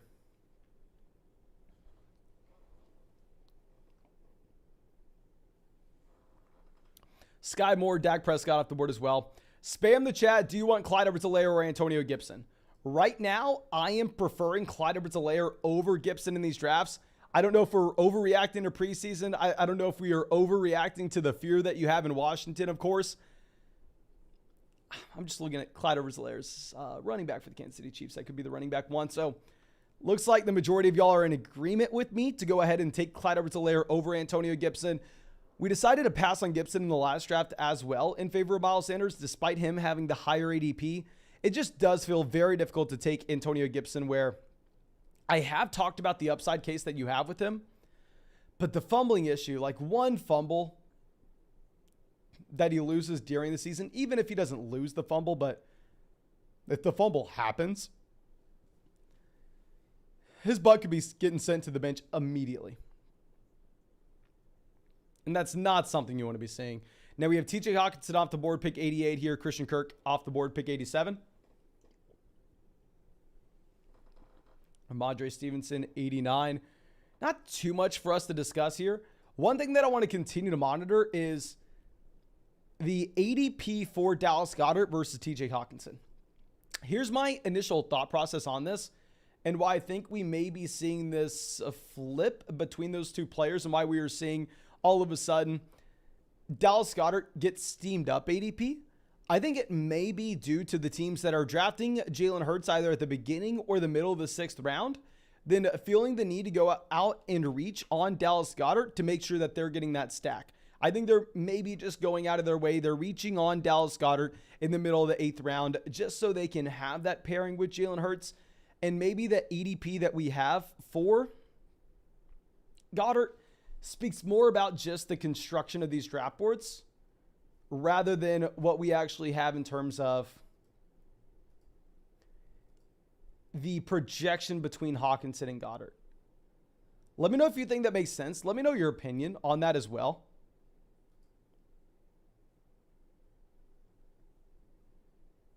Okay, let me move this around. Josh asking us if we can check Team 9. Yes, sir. I'd be happy to go through check Team 9. Thank you so much for drafting with us, my man.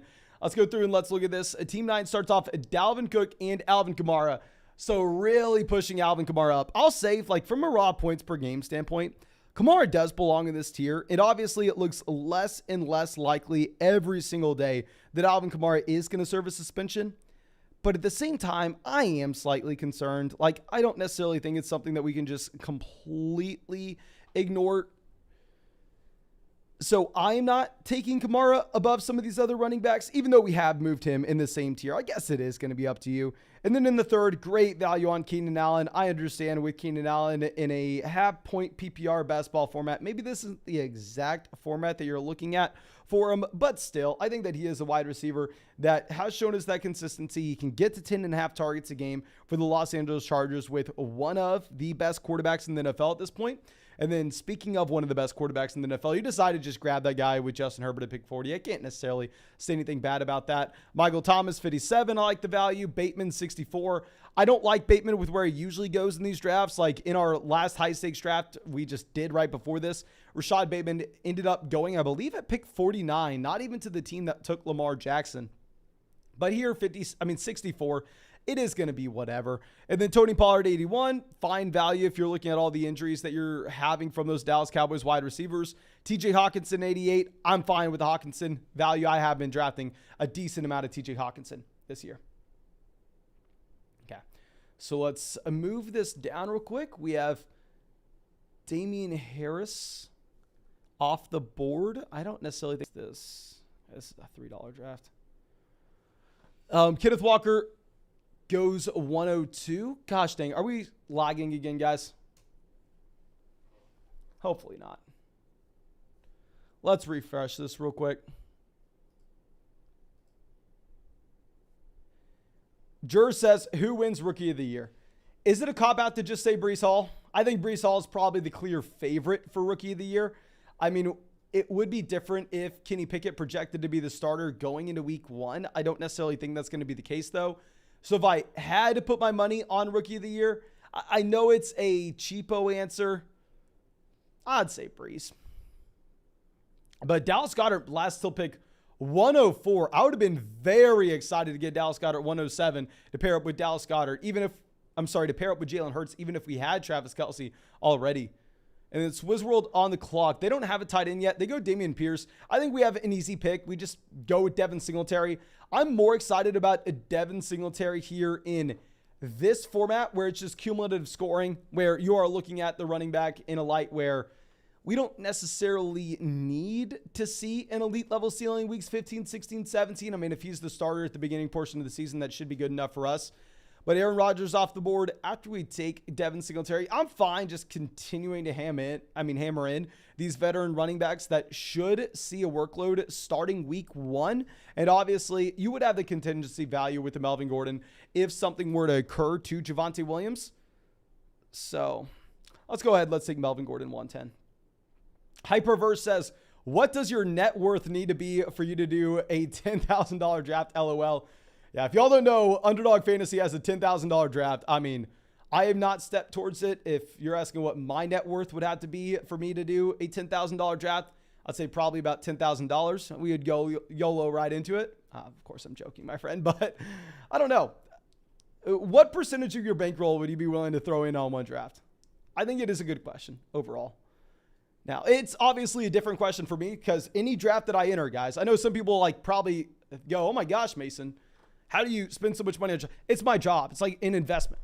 Okay. If I'm able to go through and do a $250 draft and I'm able to have 1,000 people watching it, eventually with all the new subscribers that we gain, with all the traction that we have, I'm going to make that money back. You know what I mean? It's my job. And especially at the same time, if I think that we can break even, be slightly profitable, it's a no-brainer for us to go through and fire up as many of these drafts as I can. Now, if I was a regular person with no YouTube live stream and we did not have the extra content equity attached to these drafts, I don't know. I definitely would not be getting in a $250 draft nearly as often as we are. Okay. So Healing with Jay says, I'm in a non-PPR head-to-head points 10-team league. Is there a strategy you prefer for this type of league? Thanks. Been a minute. Much love. High vibrations. Thank you, my friend. I appreciate you so much. I would say no PPR 10-team league. Wide receiver could not matter less. Yeah, wide receiver could not matter less in a non-PPR 10-team format. Let's just go ahead, punt the wide receiver position. I still kind of want to go out of our way and get an elite level QB, but I think what matters most is you just going through and hammering, an elite level quarterback and an elite level tight end. Because if you're looking at just the percentage of your starting lineup output every single week by position in a non-PPR format, quarterback is going to be more important as well as tight end. But from a macro standpoint, at least through the early rounds, if you don't have access to a Kelce at a value, an Andrews at a value, a Pitts at a value, I'm going running back, running back, running back, running back.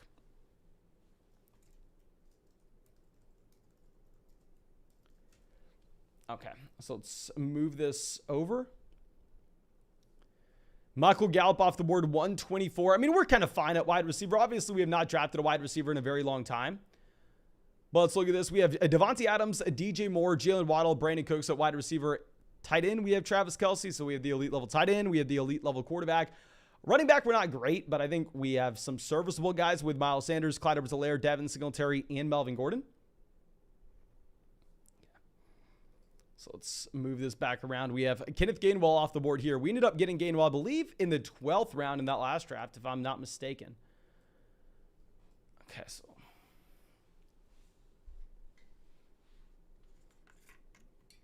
this is a very awkward spot of the draft.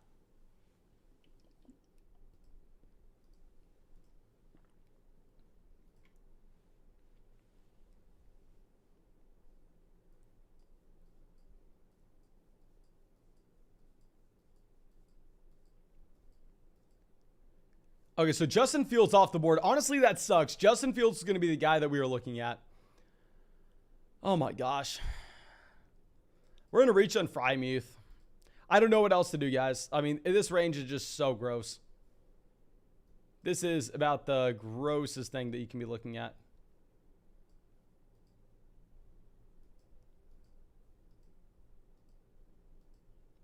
Okay, so Romeo Dubs off the board as well.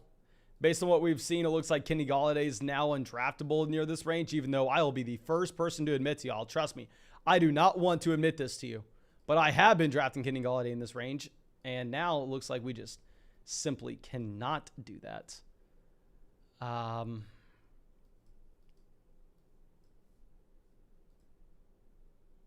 Let's take Hines. Let's just take a running back that can get targets every single week.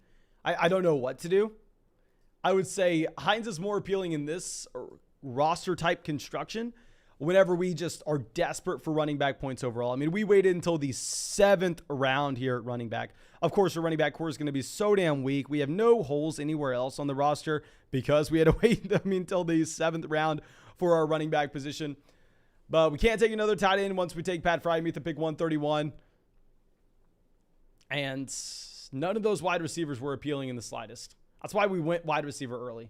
It's because we didn't want to have to be taking wide receivers in this range. Okay, so let's move this down. James says, what's the news on Kenny Golladay? The news on Kenny Golladay is drafters are terrified of him. And apparently there's some bad training camp buzz. I don't know. All I know is we are watching him plummet down draft boards. And now if we are the guy drafting Golladay in the 11th, 12th round, or probably a sucker because we're seeing him go in the 13th, 14th. Like, we've had back-to-back drafts where Kenny Galladay's gone at the 13-14 turn. I don't exactly know what's going on outside of people are saying the training camp reports are really bad. But all I know is if now he is a player going at the 13-14 turn, I can't draft him at the 11-12 turn. William says, why are people all in on Tony Pollard but not Nyheim Hines? I mean, the thought process here is with Nyheim Hines, if you were to have an injury to Jonathan Taylor, his role in this offense doesn't change. I mean, Nyheim Hines is still the great pass-catching running back. He's still someone seeing every single target out of the backfield. But at the end of the day, he's probably going to be splitting with someone else for that first and second down role. Whereas with Tony Pollard, I mean, he's not that much bigger by any means. But still, people want to believe that. I don't want to say he could step into an Ezekiel Elliott workload, but he could step into a role where he's getting 15 touches a week in what was last year the best offense in the NFL, or at least the most productive offense in the NFL. So I'll say I don't necessarily agree with the Tony Pollard ADP when he goes before Clyde Edwards-Helaire in every single draft, when he goes before Miles Sanders in every single draft. But I don't want to say that Nyheim Hines and Pollard like the same prototype. Okay. CK says, Mason, when did you figure out that you can make a living out of fantasy football? A few years ago, my final year in college, I had uploaded like 300 videos at that point, was just doing it for complete fun. Obviously, I'm addicted to fantasy football. I think y'all should know that by now. I would not live stream every single night, even if it was my job, if I did not love it. But yeah, I uploaded like 300 videos, and then a couple of them started going viral, and I actually started making, and then we started live streaming every single night, and people started donating. I could make a couple $100 in a live stream, and I was like, oh, okay, if I can make $200 in a day, I probably can make this my full-time job. So it was obviously the most life-changing event that could never, I never thought it would happen. Never in a million years thought it would ever happen. But yeah, Galladay's still falling, as we were talking about earlier. I don't necessarily know what's going on. Like I said, I mean, I wasn't stopping myself from drafting Galladay when he fell to us to the 11-12 turn last week or even a couple days ago. Like, I have a decent amount of Kenny Galladay. If Galladay is now falling rounds, I am going to be losing money in those drafts where I took Kenny Galladay. I can't sit here and act like I was a very smart guy not drafting him at all. I would say if Galladay makes it to us and pick 155, this is where I have to be the sucker in the room and I have to be the guy drafting him. Charles says, would you guys take Jalen Hurts over Patrick Mahomes if you have Travis Kelce? Oh, no, you take Patrick Mahomes over Jalen Hurts any day of the week, especially if you have Travis Kelce. But, I mean, do you ever see anybody take Jalen Hurts over Mahomes? Personally, I don't. And also, Mecole Hardman's nearly undraftable here when we don't know what the injury is, especially in this league where we don't have the fantasy football playoffs weeks 15, 16, and 17. And instead, it's just who can score the most points throughout the course of the regular season.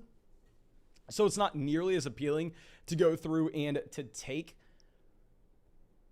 a Mecole Hardman here, assuming that he has an elite level ceiling for those final weeks. We're done at tight end, even if we love the value of a Gerald Everett, a David Njoku, or Robert Tonyan, we can't take him.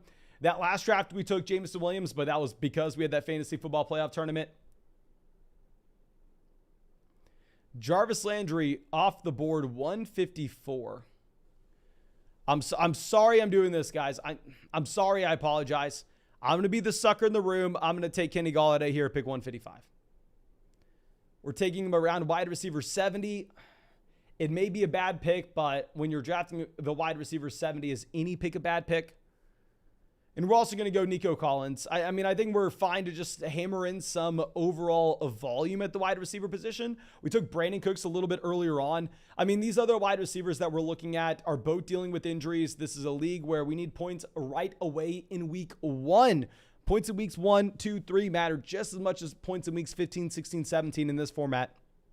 So it's really hard to take any injured player unless you are getting a wicked value on said player. Mason the GOAT, who has more upside to be a top 10 running back. Breece Hall, Cam Akers, Travis Etienne. Also, Kadarius Toney will be a top 15 receiver is my hot take. Okay, that is pretty aggressive. I would say in a full PPR format, I'm going to go ahead. I am going to vote with Travis Etienne. I think that he's probably one of the best running back prospects out of this group. And if it wasn't for the James Robinson injury, I think that Travis Etienne would be someone we have to be a little bit more concerned about, but you do have a capped ceiling overall with James Robinson here, I'd say, for this upcoming season, unless just something comes out of the complete blue where we would never expect it in a million years. Okay. But real quick, guys, is this live stream lagging? Let me know if this live stream's lagging, because I do need to figure out if we're going to fire up another draft after this one. And I will say, if we are going to fire up another draft after this one, it looks like we need about 90 more likes in the live stream. So if y'all want another draft, make sure you go down there, drop a like in the stream. Of course, it does support us out. It does support us so much. And if you're not subscribed to the channel, fix your life and subscribe. If we hit 90,000 subscribers before the season starts, we will go through, we will do a 24-hour draft marathon live stream.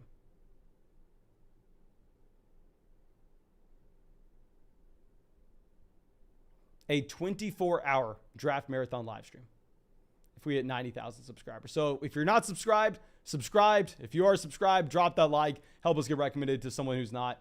And No Chill Bill out here in the chat. My friend, happy to see you out. I've not seen you in a while. Zachary says, it's buffered at times, but I have bad internet right now. I need to go through. The issue is my router is on the other side of the apartment. So if I'm going to get like an Ethernet cable like we had at the last place, which we probably just have to go ahead and do, I am going to have that go through the living room all the way down the hallway. It is just going to be the ugliest, grossest thing you'll ever see. That Ethernet cable running through the entire apartment. Maybe I can try to figure out a way to make it not look as bad. I don't know, guys. I don't know. But clearly, it's not acceptable for this live stream to be doing that. Okay. So Brian says, hot take, J.K. Dobbins will be a top 7 running back. My friend, I mean, I don't necessarily want to disagree with that. I mean, if you're looking at J.K. Dobbins as a running back that was an elite prospect coming into the NFL, he is in a fantastic situation. I mean, Gus Edwards is behind it in rehab. The stars are aligning for J.K. Dobbins. I think J.K. Dobbins does have running back 1 upside. I mean, we made the video like 2 weeks ago at this point, calling J.K. Dobbins that league winner when he was going at the beginning of the 6th round, and our bold take was he was going to be a player by the time the season got around, that he would have a 4th round ADP. Which you are beginning to see come true. Now, McKissick off the board. Let's go ahead. Let's take Daniel Jones here at the end of the 15th round. I mean, Daniel Jones is going to be a no-brainer selection. We do want to take a 3rd quarterback still with this build, but we took Kenny Golladay earlier on, remember? So I think that Daniel Jones is just an auto pick, essentially. Then outside of that, I don't necessarily know who we would want at wide receiver. And if none of these wide receivers are standing out, it's impossible to now take Ronald Jones. I think we just go ahead. We take one of these quarterbacks. Now, in terms of these quarterbacks correlating with guys that we currently have, none of them do. So I'm just going to take a quarterback that I think probably has the best weapons out of anybody in this range. I mean, Jared Goff is going to have T.J. Hawkinson, DeAndre Swift, Amon-Ra St. Brown, DJ Chark, and Jameson Williams. Not to mention that he's playing behind an elite level offensive line. Right now, PFF has the Lions graded out as a top 3 offensive line in football.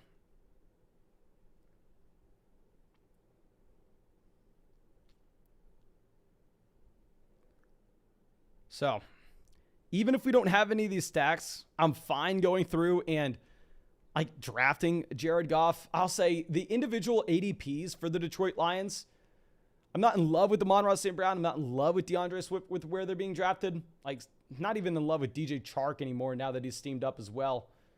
But like a Jameson Williams and a TJ Hawkinson, I'm going to be fine taking them. Josh says we sniped him.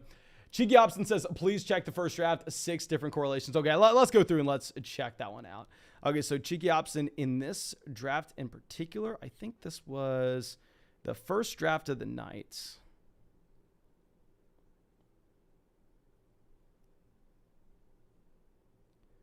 Sorry, trying to figure out how this is ordered out. Okay, so Cheeky Opson has Herbert and Eckler and Keenan Allen for the Los Angeles Chargers. Then the next correlation, Davis Mills, Damien Pierce, Nico Collins for the Texans.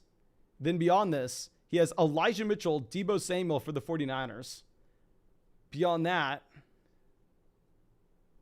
Naheem Hines, Alec Pierce. It's going off the wall here. I think that maybe is it.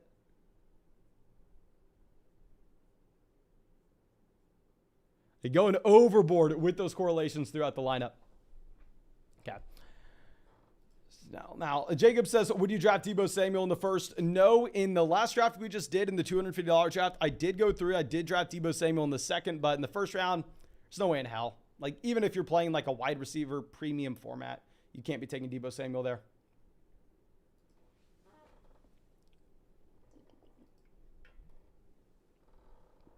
Okay, so now we're done at quarterback. We're done at tight end. We probably want an extra wide receiver and an extra running back. Is it guaranteed that Rojo's getting cut, guys? Rojo, I think, went undrafted in our other draft. Let me go through and search this. Just looked up Ronald Jones.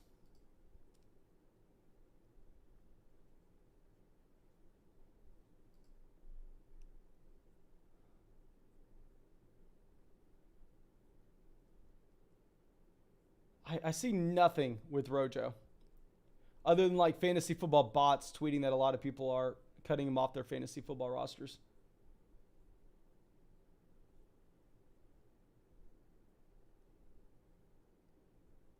And then some people hyping up Isaiah Pacheco.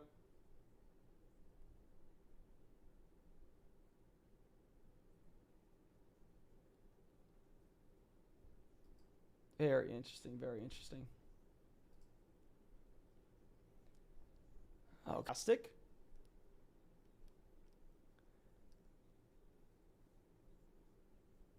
Oh, yeah. Joe says Rojo equals will be cut. I don't know. Rojo in the 18th round. We have no confirmed reports that he's getting cut. Obviously, a whole lot of speculation, but nothing confirmed. And crap, it looks like we are lagging again, guys. Okay, when the stream does this, it doesn't stop anytime soon. So I'm very sorry. We are probably going to have to cut the live stream here. We didn't hit 1,000 likes on the stream regardless. But it just looks like it's going to lag the rest of the way. We'll take Curtis Samuel here. It's not a big deal who we're drafting at wide receiver. I just think we need one more body in a best ball format. I mean, we still have some top-end receivers with Devontae Adams, DJ Moore, Jalen Waddle, and Brady Cooks. And then after this, I think that we go ahead and we need another running back, guys. Are you taking Hassan Haskins, Chuba Hubbard, Donta Foreman, Jerick McKinnon? Jerick McKinnon's, if Rojo's getting cut, McKinnon's getting cut. I think we're going to go ahead. We're probably just going to take Ronald Jones. Last pick here. What if he's not cut? What if he does have a role on the Kansas City Chiefs? Maybe this is me refusing to just take the L that I'm going to lose money on Ronald Jones, where I've drafted in a decent amount of leagues this year. If Rojo's cut, that's just going to hurt the bank account. I think I have Rojo in like 12% of drafts. That is going to really suck. Okay. But I'm sorry, guys. Looks like we're not hitting 1,000 likes in the live stream. And at the same time, looks like this live stream's been stopping and starting over the past like 30 minutes multiple times. So I'm going to cut the stream here. What I'm going to do for everybody is I will go through, I will get a little Ethernet cord. That way we don't have this issue tomorrow night. We don't have this issue the night after that. We don't have this issue the night after that. So if you want to get an RX draft, just go to the link in the live chat. I'll send it out one more time. Just go sign up for Underdog Fantasy. You've already heard me say it by now. When you sign up for Underdog, you get a 100% deposit match. You get our rankings. You get a draft guide as well. Most importantly, you get to have some fun. You get to come out here and draft with us in the live stream. But thank you guys. I appreciate you all so much. I will get the internet situation sorted out so we don't have to deal with this any longer. And I will see you with the draft tomorrow.